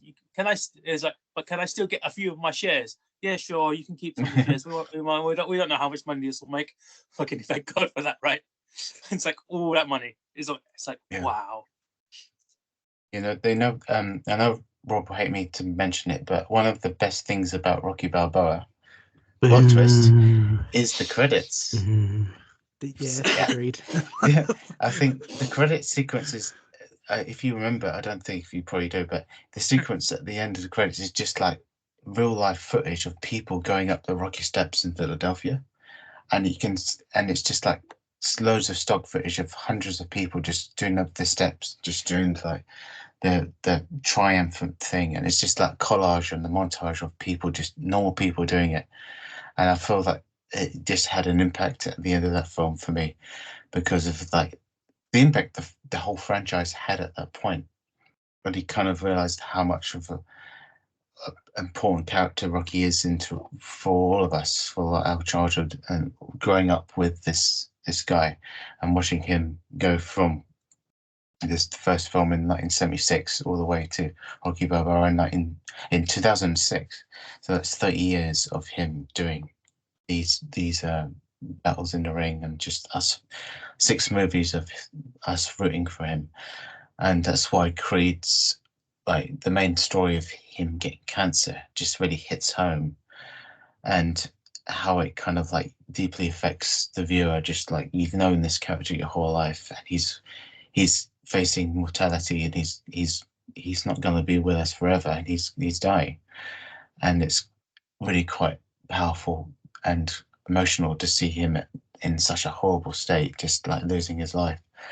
And one of the best things about Creed for me is just him having a different kind of fight, him like fighting the battle of like facing cancer, and the whole on all the while Adonis is going through his training and becoming who we see him at the end of the film, Rocky himself is dealing with this, and I think that's quite a very powerful thing that kind of like brings it all full circle in a way, in a morbid way, but it just kind of just works, and it has the impact that I didn't expect when I saw Creed, and especially now when you're rewatching it more and more as you get older, you realize about how people you know for their whole life aren't going to be around forever, and friends, family, and it's just, he is a member of your family, and Rocky he's always been there. And I think, if you don't know, one of the reasons why Ryan Coogler did the movie was because of his link towards that sequence about in the script of him having this scare of him losing his life sooner than planned, and it's it speaks to us all really, because we all face it. Someone in our family or someone in our life will go through something like this, and I felt it's quite a wonderful thing that they touched on, and they weren't shy to like show it, and it's in all its horribleness, with poor old Rocky losing his hair and him going through chemo and all that. It's tough, but it's essential.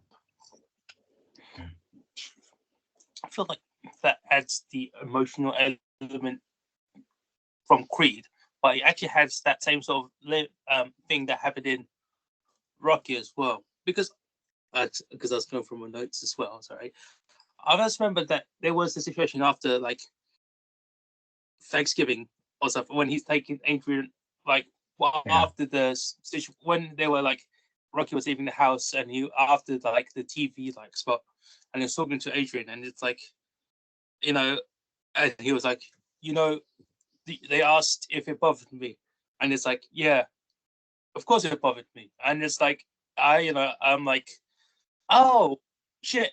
It shows that even though he's a tough boxer guy, he still has his emotions and stuff, and he was really good at showing the emotions. It wasn't like he wasn't crying his eyes out, right? It wasn't like extremely like Mhm. heartfelt, because that was saved for fucking Rambo, and I think that's a good scene in Rambo, but that's not this movie. Sorry, We but should like do yeah, that one but day. we'll do that. Oh yeah, we'll definitely do that. But like for Rocky, it showed that even though he can take the hits and he can fight the fight, he's still very human, and because of those emotions that were shown, it makes it makes him a better character, because he goes, yeah, I mean, I get hurt, but also I can get hurt, and that's like, Yeah. damn, that's some deep shit there, and it's like, fuck, yeah,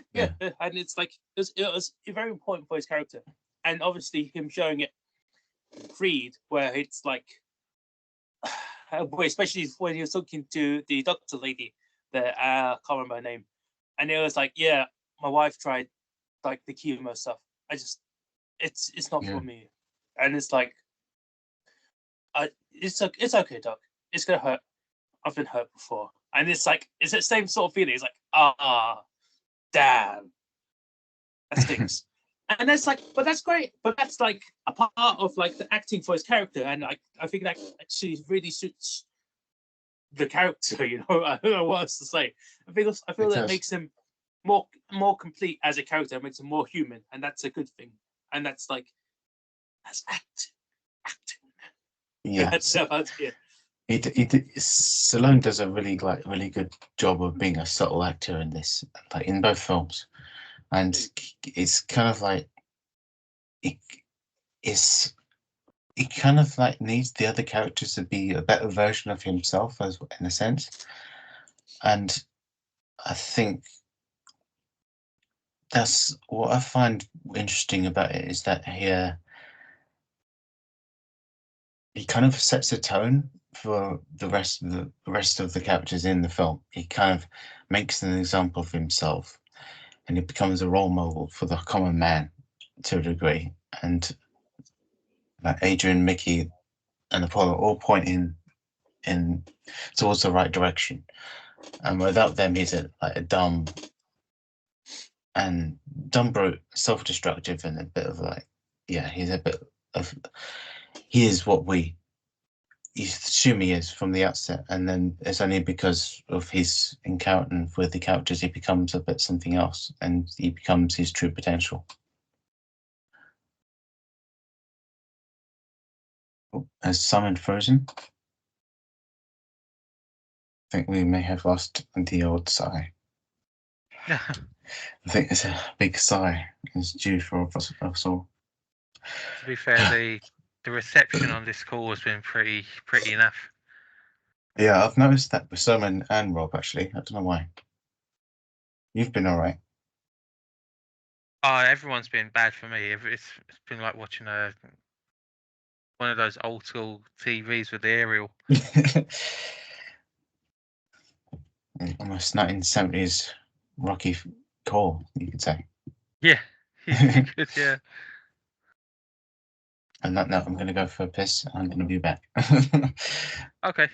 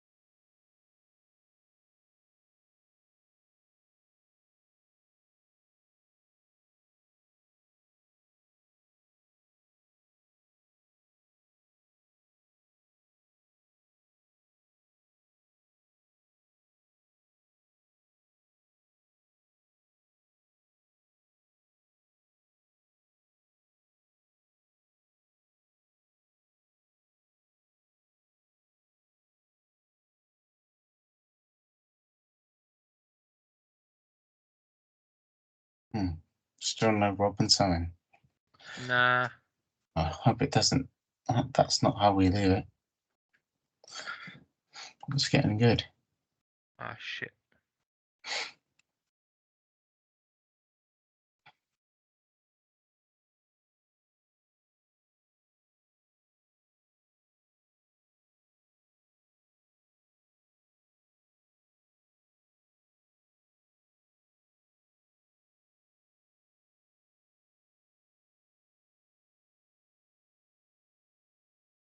I'm sure we'll get them back soon enough. Yeah, hopefully everything's all right. Simon looked a bit concerned the way he left. I thought Rob would just be going. Rob looked like he just needed to go for a piss, but it seems more than that. Yeah. And Emmanuel probably is asleep. Most likely.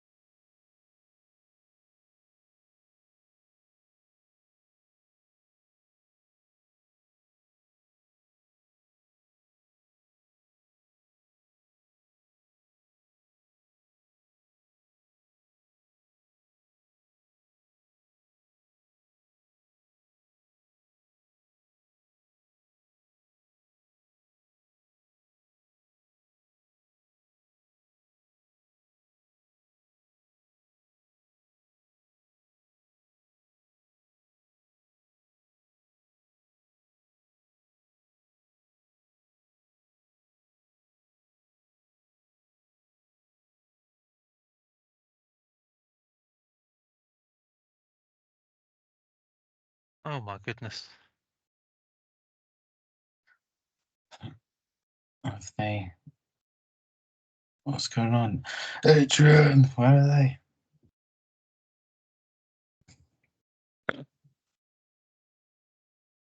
Ironically, if Alec was here, there'd be a lot to talk about. Yeah.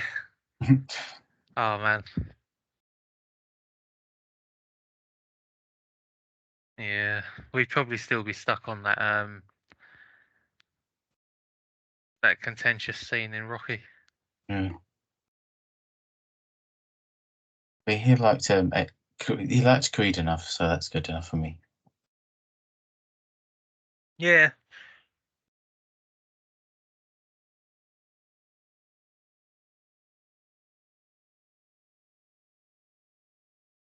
So I still think the fight in Rocky was better, and the training stuff was better. They're all great. It's hard to me. It's kind of like they're almost even, but obviously Rocky was the one to do it first, so it has the edge. Yeah. But they're No, both that's brilliant. fair.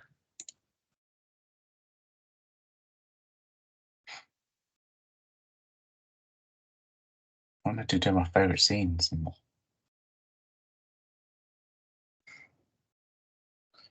Well, if in 10 minutes no one comes back, I'm doing my favourite scenes, then Yeah. there we go.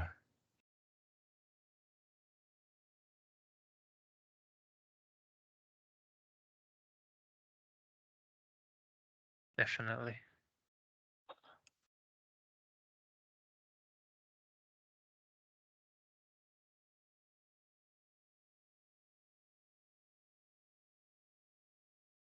Come on, guys.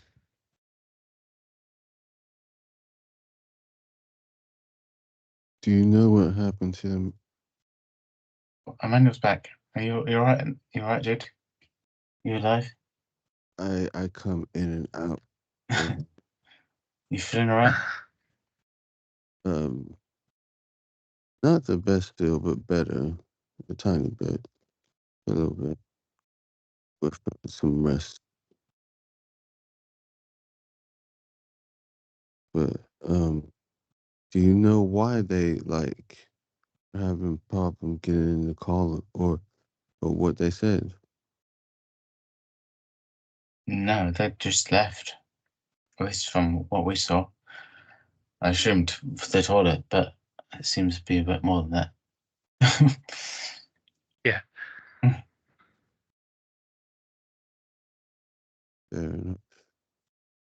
But I mean, if you wanted to say your part or your favorite scenes right now, go for it. If you're conscious.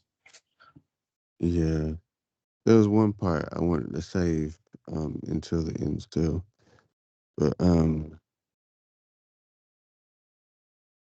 when you was talking about Pat, or both of you were talking about the fight and like which one is better, and I think, well, I don't know if this is um done like this on purpose or is it just me because it might just be me, but I had this kind of feeling the whole time watching it that it was made for someone who's like watched or remembers Rocky Mm. rather than completely new set of eyes. That's a good observation because it probably is entitled. It's made in time in terms of like people who are familiar with the franchise and how they'd expect the fight to go. So they're kind of like leaning onto those expectations and subverting them whenever they need to. So that's a good point. Yeah, think. But but yeah, which one is better? I think the original is still really good. In terms of just, it's impressive what they did with those. I say so little budget, but it's impressive what they did. Like with not much crew budget, like even how the film got off the ground and all what went into it.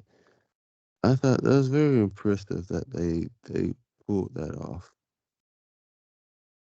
So that was really cool. Um, in the newer one, it it is quite interesting how obviously with the newer one they make more references to like modern boxing and how modern boxes is aired and how it kind of gets shot.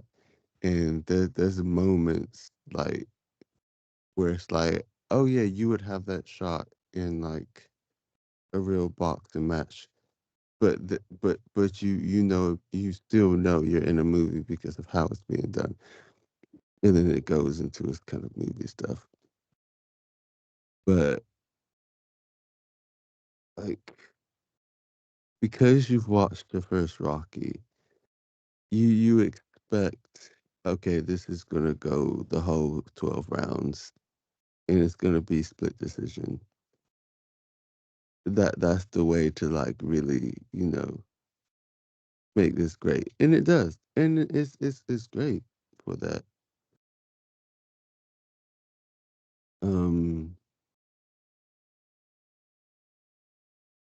I think the original is probably better in terms of originality.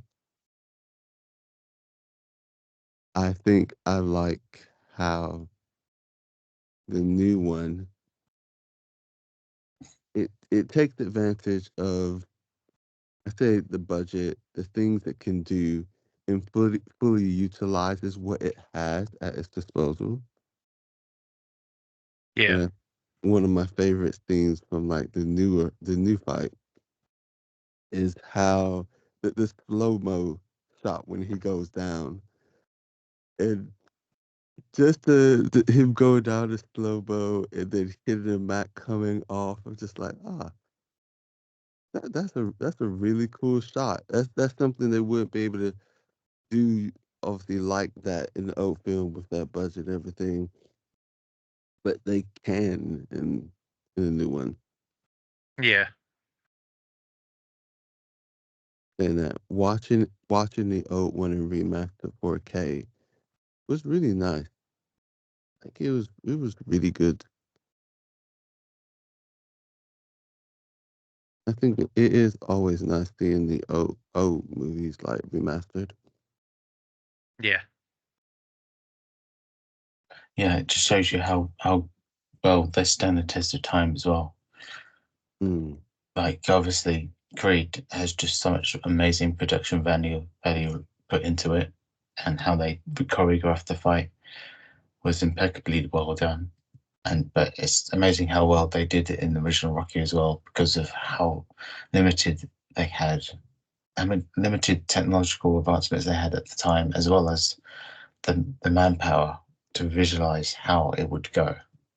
Because I think what was interesting about when Stallone did the fight originally in the script, he didn't really write much about it on paper, and when it came to fighting it, he was a bit like he wasn't sure how it would go, and the guy was like, "Look."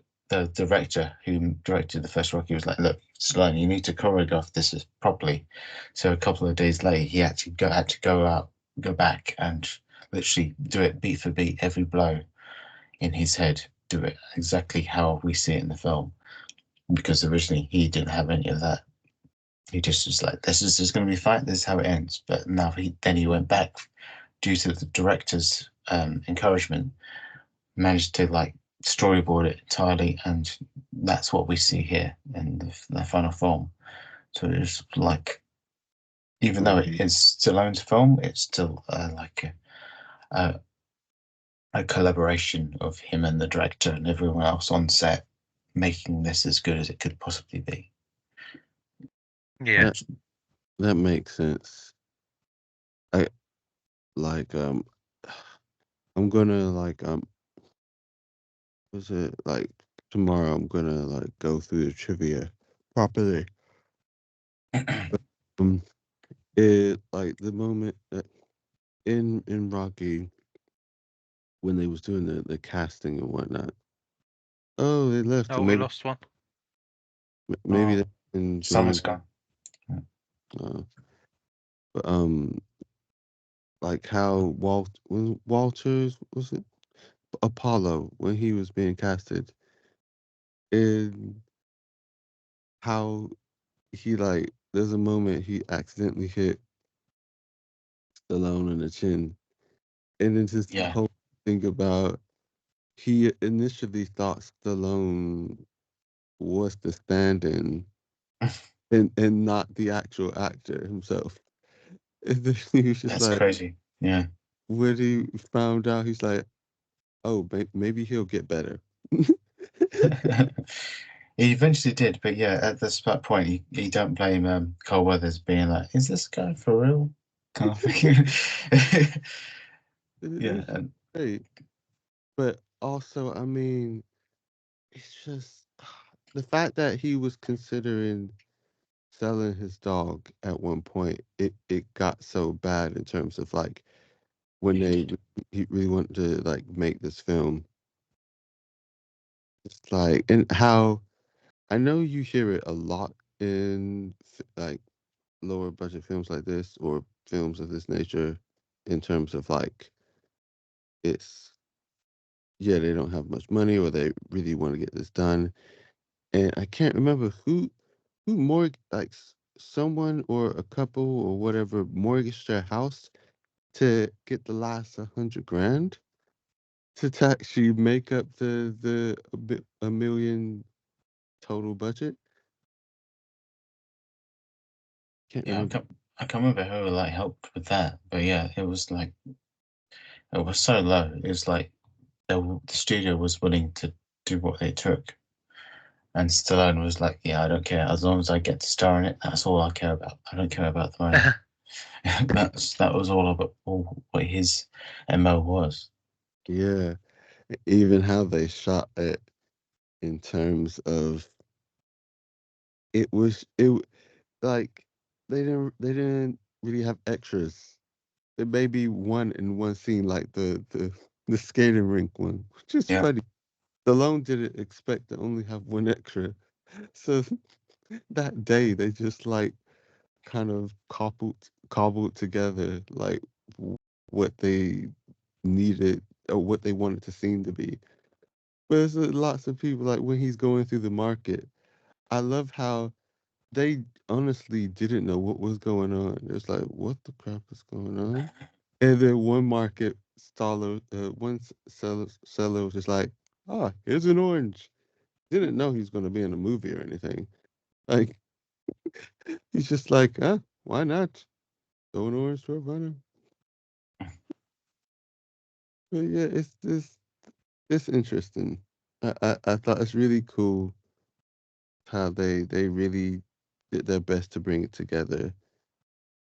And though obviously it is slower paced in the kind of first half, it also makes sense with the budget they had. To be honest. Yeah, it was amazing how much they did incredibly well with the budget they had at the time. Like even then, it was tiny. Yeah, and it just oh well with it. But yeah, it was. I mean, you guys can tell me because at the time, would you say it was more stylistically common to have a film that had a slow burn and then ramped up? I think for a film like this, it was uncommon for it to have like a very more ramped up ending because it was like either a drama or it wasn't.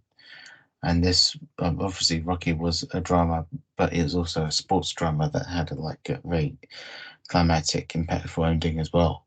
So it's one of the first sports dramas of its kind. So it's one of the first films to actually do that, where it kind of like builds to a steady crescendo, and then it just literally full throttle by the second half.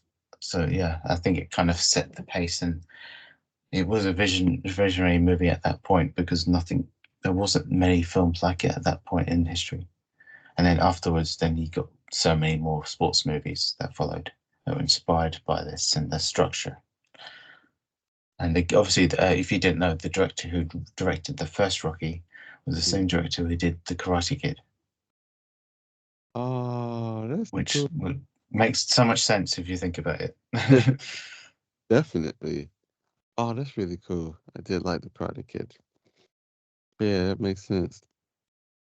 That I liked how the editing um in both of the fights for Rocky and Creed, how even though you know what to expect from the outcome, it still has that kind of tension and excitement and like seeing blow by blow, play by play, what's happening.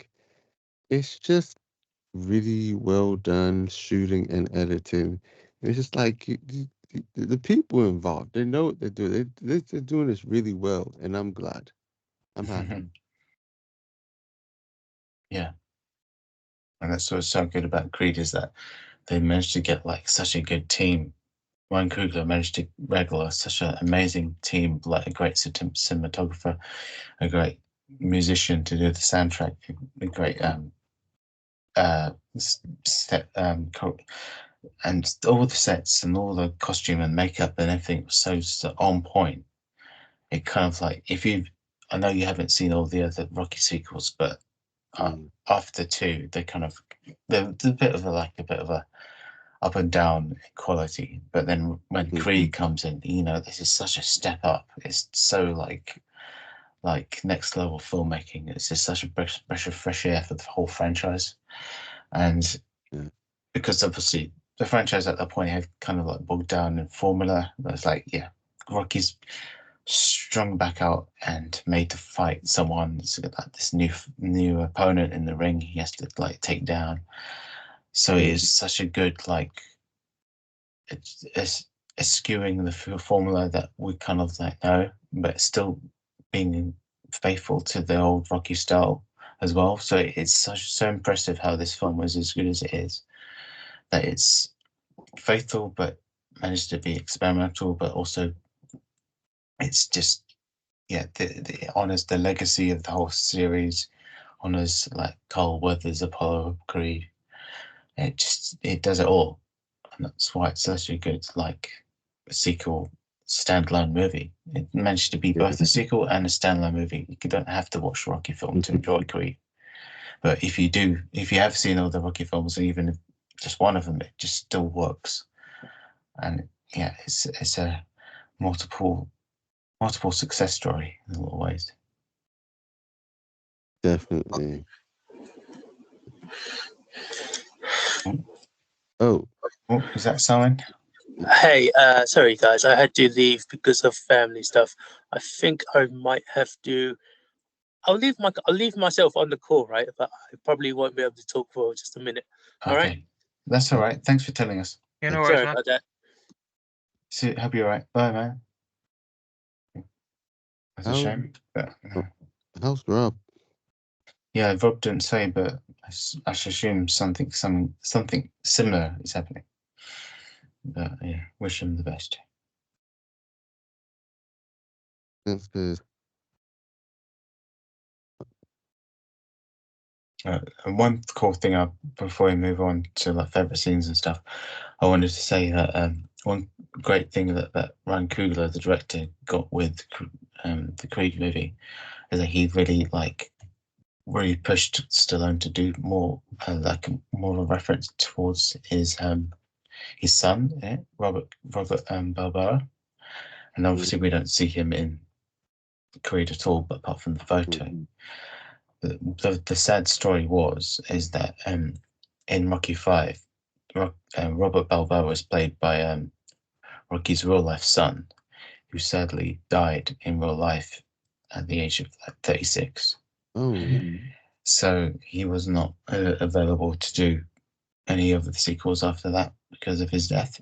And so filming that scene in Creed was extra emotional for Sylvester Stallone because the death of his son and whatnot. And it was Ron Coogler obviously wanted to have it's such an important thing to address. You can't not have his son mentioned because his son being so important to Rocky's life in the sequels at least. And so they had to find a very tasteful way of doing it, and the photo was the best of both worlds, and using that was just a good closing the chapter on his son, acknowledging he's still out there, still living his life, but they've parted ways.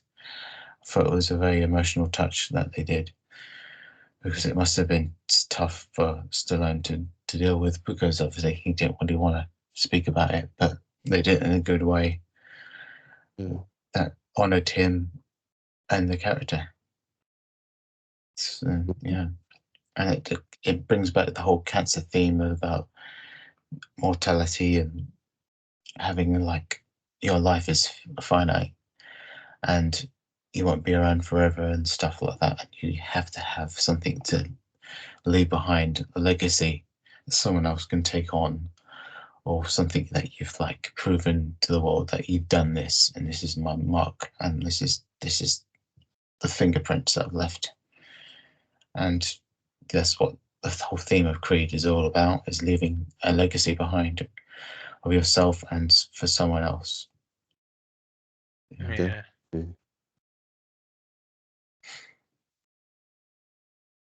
That's so true. On the note of sorry, I'm just still thinking about what he must have gone through. Yeah, filming the Sunstein. But but they did it like that. That was a very good way to do it, I think, as well. when about the cancer part, the only part in the movie when someone's acting brought me out of it Mhm. was the doctor, unfortunately. Like when she was telling him, Oh, telling him what it was. And I wasn't sure if they also had some ADR in there. Like I don't know.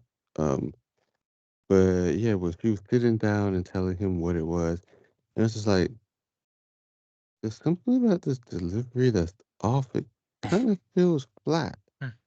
Like we've obviously, since we've watched a lot of stuff, we've seen a lot of things, whether it be a medical show, movie, house, whatever it is. We've seen lots of things where bad news is being delivered. Like regardless whether the kind of doctor or nurse or whatever delivering it is more sympathetic or not. But this felt a little off. Was that just me in terms of the acting? Like this, the writing sounded fine, but I don't know. that's a fair one. Don't think she really like took me out of the film per se, but yeah, I suppose compared to everyone else who's literally on like they're Yeah, performing 11 out of 10. Like Michael B. Jordan's just like giving everything, and Sly's doing the best performance of his career, and it's kind of she's just like it's just her job, just being a extra kind of glorified extra actor. So obviously she'll be a bit showed up a bit. But it's also like the guy who plays Ricky Conlan. Obviously, Pat mentioned he was the real life boxer, wasn't he? He kind of took me out a little bit of the story just because of his accent and him yeah, being Liverpoolian. It's just you get kind of like you cut back to Liverpool, England, and you just say, "Oh, I'm gonna fight I'm gonna fight Creed." You know, yeah, that is the only thing that takes me out of it. But apart from that, like what you mentioned, yeah, it's those little things, just kind of like a tiny like 5% stop yeah, it from being a 400% being perfect. yeah. I think that's part of what I gave it 9.5. Part of it, but yeah, I got what you meant. Got what you meant about the Ricky guy. Like it did take me out at different moments, but it did it not in a bad way. It made me laugh because Yeah, soon as exactly. I saw him, I was just like, this guy's got to be an actual boxer. As soon Yeah. as he was introduced, his character, I was like, this guy looks like an actual boxer. I would not be surprised if he actually is. Like he does not look like he's an actor. Yeah, Well, he's just being himself, and they can't really fault him for that. That's what they got him in for. They hired him to be himself, which makes it more authentic. yeah. And also I had no problems with his actual acting scenes either. Um and he was yeah, it felt very authentic. And he obviously credit where credit's due. I think he did well. Mm. And it was interesting how it was obviously it was being held in Liverpool, but maybe not in actual Liverpool. I don't know, Yeah, but it's in the probably film, filmed in Los Angeles. but in the actual kind of in the film, and what made me laugh and smile is when they were entering and entering the stadium, and you could hear the chants. That's like it feels like about a football game. Yeah, I, that was probably real people doing those chants. yeah, I've never been to a British boxing match, so I don't actually know what the vibe is like. I've only watched American ones or um kind of multi martial art kind of discipline fight, which it has a bit different of a vibe, especially obviously I've watched most of the American ones. But I was like, this is kind of cool. It is like obviously the chants that was going on. And then there was obviously chanting his name, Conan, Yeah, come on. Yeah. If you saw Rob's message, he said it was actually filmed in Liverpool itself in Goodison Park. So it was all authentic, despite Uh, what I said. Yeah. It's filmed in Liverpool. how did you feel about that whole kind of thing going to the stadium and whatnot, Pat? What do you mean? Like the atmosphere, the vibe, like building up to the actual fight. Are the one in Creed? Or Yeah, just both? in Creed, sorry. Like in Creed, it sort of, judging from what I've seen from like televised boxing events, you sort of, it's, they all sort of give a sort of a football vibe. Like even like Anthony Joshua fights or Tyson Fury fights in the real world, Mm. you get a lot of sort of football fans there. So like you got a lot of football chanting. So I think the way they presented the atmosphere in Goodison Park for this one, well, apparently it was, they invited like loads of Everton fans in for it and just sort of built an atmosphere for it. So they made it really authentic. I really like the way they presented it. I think that was probably the one thing I preferred in Creed to Rocky. Mm. I preferred the fight in Rocky, and I preferred like the sort of the build up, his training stuff Mm. in Rocky. But I think I'm a little bit biased because I loved the original so much.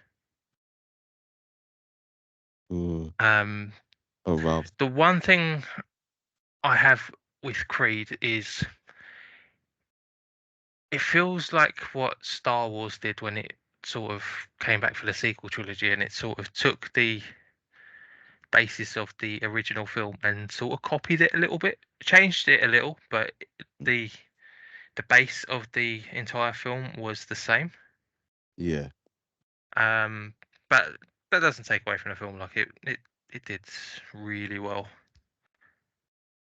Yeah. I think a large part of it was Stallone sort of.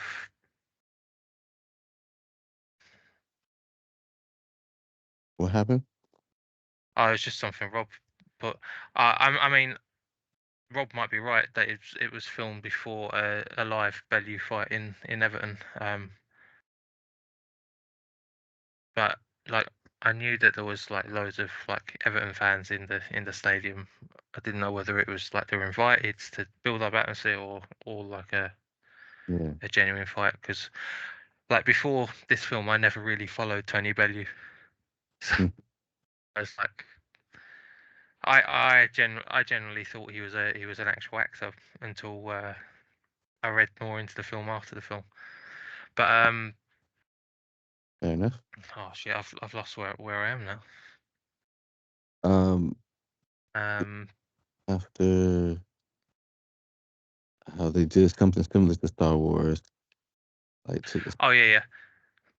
Like I don't necessarily think it's a bad thing to have like copied the basis for a reboot, and I think like the guys in Creed did an amazing job, especially with I think probably Stallone's best acting performance, because obviously he's obviously done with the boxing game, living his life without his wife and his best mate, who's a bit of a dickhead. Yeah. He's trying to live away from the glitz and glamour of his past, and then obviously this upstart kid drops on his doorstep and finds out he's Apollo Creed's illegitimate son. Yeah. And then later on, obviously dealing with cancer, getting cancer, and not wanting to fight it because he's lost everyone close to him. But I think the bit of acting from Michael B. Jordan from after that bit was incredible. Like he sort of thought of Rocky as a father figure, the father figure that he didn't really have growing up. And it made Rocky think, shit, maybe we should just both fight. He'll fight for the world title, and I'll fight for my life. And like, Yeah. I think on a story basis, I think Creed does win out. So I think it's tightly written, whereas with Rocky, obviously, you had the thing with his relationship with oh fuck, have I forgotten her name? Adrian! What's her face? Adrian! I'm fucking terrible with names. Where that could have been tighter, just by adding like an extra scene, extra bit of context. Even like the sort of Creed coming into it and just randomly offering a fight to Rocky and him accepting, and the build up for stuff. I think the writing could have been a little bit tighter. Oh, yeah. But I think that's where the writing in Creed sort of fixed the issues in Rocky. Mm. And I think they both work really well off each other. Like, even if you had no films in between Yeah. that point, I think it done really well. Yeah, I definitely. think that was like everything that I really had to say about it. Like obviously my favourite scenes for both, when we get onto it, are going to be the fights. Like I adore the fights. Like how they're choreographed is like incredible. Like it's not an easy thing to do. Oh, definitely. Whew. And like like the acting and the stories of both films are great, but for me it's like the fights themselves. So I could basically watch them on their own. Like if there was just a YouTube video of it, I'd be like, yeah, I'll sit down and watch that today. Yeah. Awesome. That. But at the same time, the sort of pre-fight camp, I really like as well, because it's like a montage of like everything he's building towards in like a crammed like 3 to 5 minute thing, with like the cool music stuff, the cool sort of little sets, Rocky running up his staircase, which is really funny. The city of Philadelphia has 4 or 5 sports teams that they care deeply for, and I know a few people from Philadelphia. Oh, But cool. the one statue they have is of a fictional character, and I find that wonderful. Yeah, that's quite ironic, really. Because like the most iconic they one. only won the Super Bowl. They only won the Super Bowl a few years ago. They have iconic sportsmen, but Rocky Balboa is the icon of Philadelphia, which I really like. Like when you have cities like Los Angeles or New York who do have their sporting idols, and you wouldn't see like, I don't know, Allen Iverson. you wouldn't see like a statue of Al Capone in Chicago from one of the films that was portrayed in, or I don't know. Trying to think of a big New York person in a film. Rob, can you help me out? I can only think of the Avengers. Yeah, in New York, having a statue of Tony Stark. That's not something that you would see. But, like I find that a really cool piece of trivia for Philadelphia. Nice. It's kind of one reason why I'd love to go there, other than having a week's worth of Philly cheesesteaks. Oh man, yeah, I'm sure there's videos online of like cool like places to go to in all the states. Yeah. But oh yeah, that would definitely be cool. But yeah, it's really nice. They have a Rocky statue. Yeah, I think it's amazing. Yeah. Oh. That is great. And what was funny, like I only ever watched it, like watching the first one. Like I was let stay up late. I think one Saturday night because Frank Bruno was fighting someone. I can't remember who he was fighting though, and sort of waiting for the fight to come on. Like we'd watch football during the day, and then on Sky Movies there was this film called Rocky, so I sat down watching that, and that sort of got me hyped up for Frank Bruno fight, which he got knocked out in. Oh man, it's too fun. That's cool. All hyped up. Yeah, yeah, yeah. Wait, is that it? Oh no, my guy's lost. How you knocked out? I apparently got really upset as well. It's like we stayed up all night. My dad was fuming because he spent like 30 quid on the fight or Oh, on the whole event, but we only really watched the main event. Like yeah. my mum weren't that big into boxing. They just like Frank Bruno, and I sort of took a liking to him as well. Yeah, Mm. so we stayed up when he got knocked out in the first round. Man, when fights in like that, sometimes they do. It's Yeah, always climatic. It's like it really is. that's it. But yeah, especially when you have the fights that have such a big lead up. Yeah, Yeah, more so than the smaller ones. would you imagine the first Rocky film ending like that? Hey, Rocky, we're giving you a chance to win the world title. Oof. Oh, film over. Yeah. But, oh, okay. And people would be like, well, why did we come here to watch this? Yeah. Saying that, I liked how in Rocky you had it where he floored Apollo in like early on in the match, and that was like the first proper time he had been just. Well, I say first proper time. They weren't expecting obviously Rocky to just, and he wasn't expecting it more so. Like Apollo wasn't expecting it. His coach was kind of expecting it, but Yeah, Apollo wasn't, and he went down. But in Creed, he didn't get Ricky to go down till the end. He had to yeah, really for it, which was great, and it made sense. Like even though Ricky was kind of messing around at first, he also wasn't properly underestimating him. He was, but not enough to get knocked down. yeah. But yeah, that was great. It- Yeah, that was cool.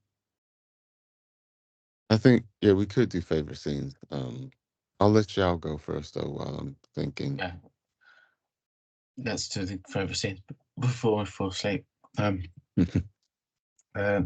think for Rocky, I do it Rocky and then Creed. Favorite scenes for Rocky. I think one of the most memorable scenes, even if it's in a favorite one, is the moment where he confronts Mickey and he goes to his apartment. Mickey goes to Rocky's apartment and they just have that talk and that argument and that clash, and Mickey leaves the home, look at Rocky's place, just disgruntled, and nothing's resolved, and he's just yelling as the doors closed, and he's just yelling as he's walking down the street. And the moment where he just knows he's like, yeah, you had this moment to be my trainer years ago, and you never took it, and he's letting all this emotion out, and he's just yelling all this stuff and his frustrations that he's had balled up inside for so long. And Mickey knows he's made a terrible mistake, and he's just leaving like with a dog with the dog with its tail between his legs, and he's just going off into the distance. And you think that's it, but then Rocky has that moment where he just leaves the apartment, just runs down the stairs, and just goes up to Mickey, You don't see what or hear what he says, but you know that they've kind of reconciled. Whatever he said, that just like he's let it all out. He wants to make amends. They both kind of want to make amends, and I feel that's just a really, really poignant scene of just like that's their friendship. They've always had this connection, and they've always been there for each other, and they're just expressing it in their own way, and they're willing to try and go past it and just turn a new leaf kind of thing and do something new. Yeah. So that was my one for Rocky. For Creed, on the other hand, I think there's so many great bits, but I think one that probably we'd all agree on is the montage sequence where Adonis is kind of like training for the first time properly with Rocky after he's going through chemotherapy, and interconnected with him just like training to be the best physical specimen he can be. And Rocky's going through his own battle in the hospital, and it's connected with that, cutting back and forth, and you see him running down the streets, and all the bikers are going past him doing wheelies and that, and all the people from Philadelphia just like backing him up, just like supporting him, just being there for Adonis. And then he was like, where's he running to? Why is he stopped here in the middle of this street? And it says, and then afterwards, after when he stops, you just pan up, the camera pans up, and you see like Rocky in the windowsill, and it's just above the gym, and that's where he was going the whole time. And it's just, and they're just like yelling and just like chanting and just pumping, and it's just so powerful, and it's just the music's so damn good at that moment. Which the remix of the old Bill Conti fighting, what's it called? I remember the song "Fighting Higher, Fighting Free, Fighting Stronger," kind of like going faster, going, yeah. And Ludwig Göransson's version of that is just superb. As like the rest of the score itself, it's just so well done. That moment. Everything just Do you know what works. would have made that better? The Mm. Pokemon theme. Well, not for me, but it might for you.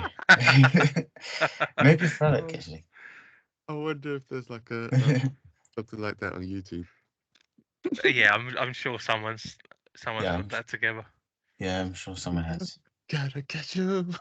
It's similar. It's got the similar sort of vibe to it. It's got that like uplifting, like major scale. It's just like it's just climbing and climbing and climbing, and it's so inspiring. That's what's so good about the Rocky soundtrack and Creed's. It's just to have that same thing. Yeah, definitely. I mean, like for a long time, I was like, why does Sylvester Stallone support Everton in real life? And yeah, like because he started supporting them before I think the Creed was made as well. So I was like, oh, that's a nice touch. He got to film in his favourite football ground as well. That's a good point. But there are like multiple like Premier League grounds that use Rocky's theme as players are entering the field. So it sort of has like a Well, that's it. yeah, that it's sort of transcended the film a little bit, which is nice. Which I think is one of the reasons why I give Impact such a high score.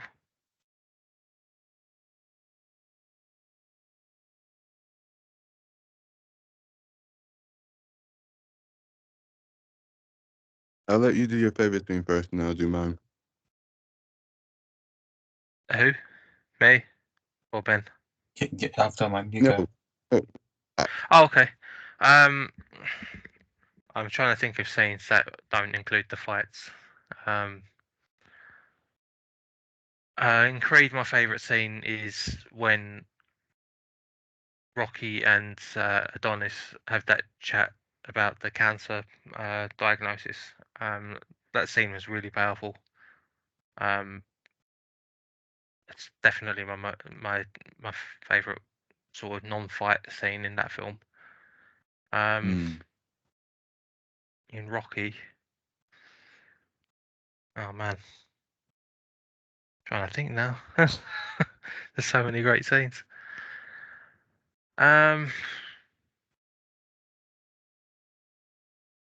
Probably, I think it was the scene that you guys mentioned earlier when they're in the arena, like the night before the fight, and he's like, "You got my poster wrong. My trunks are the color opposite colors." And you sort of got the feeling that Rocky didn't truly grasp the size of the fight he was getting into.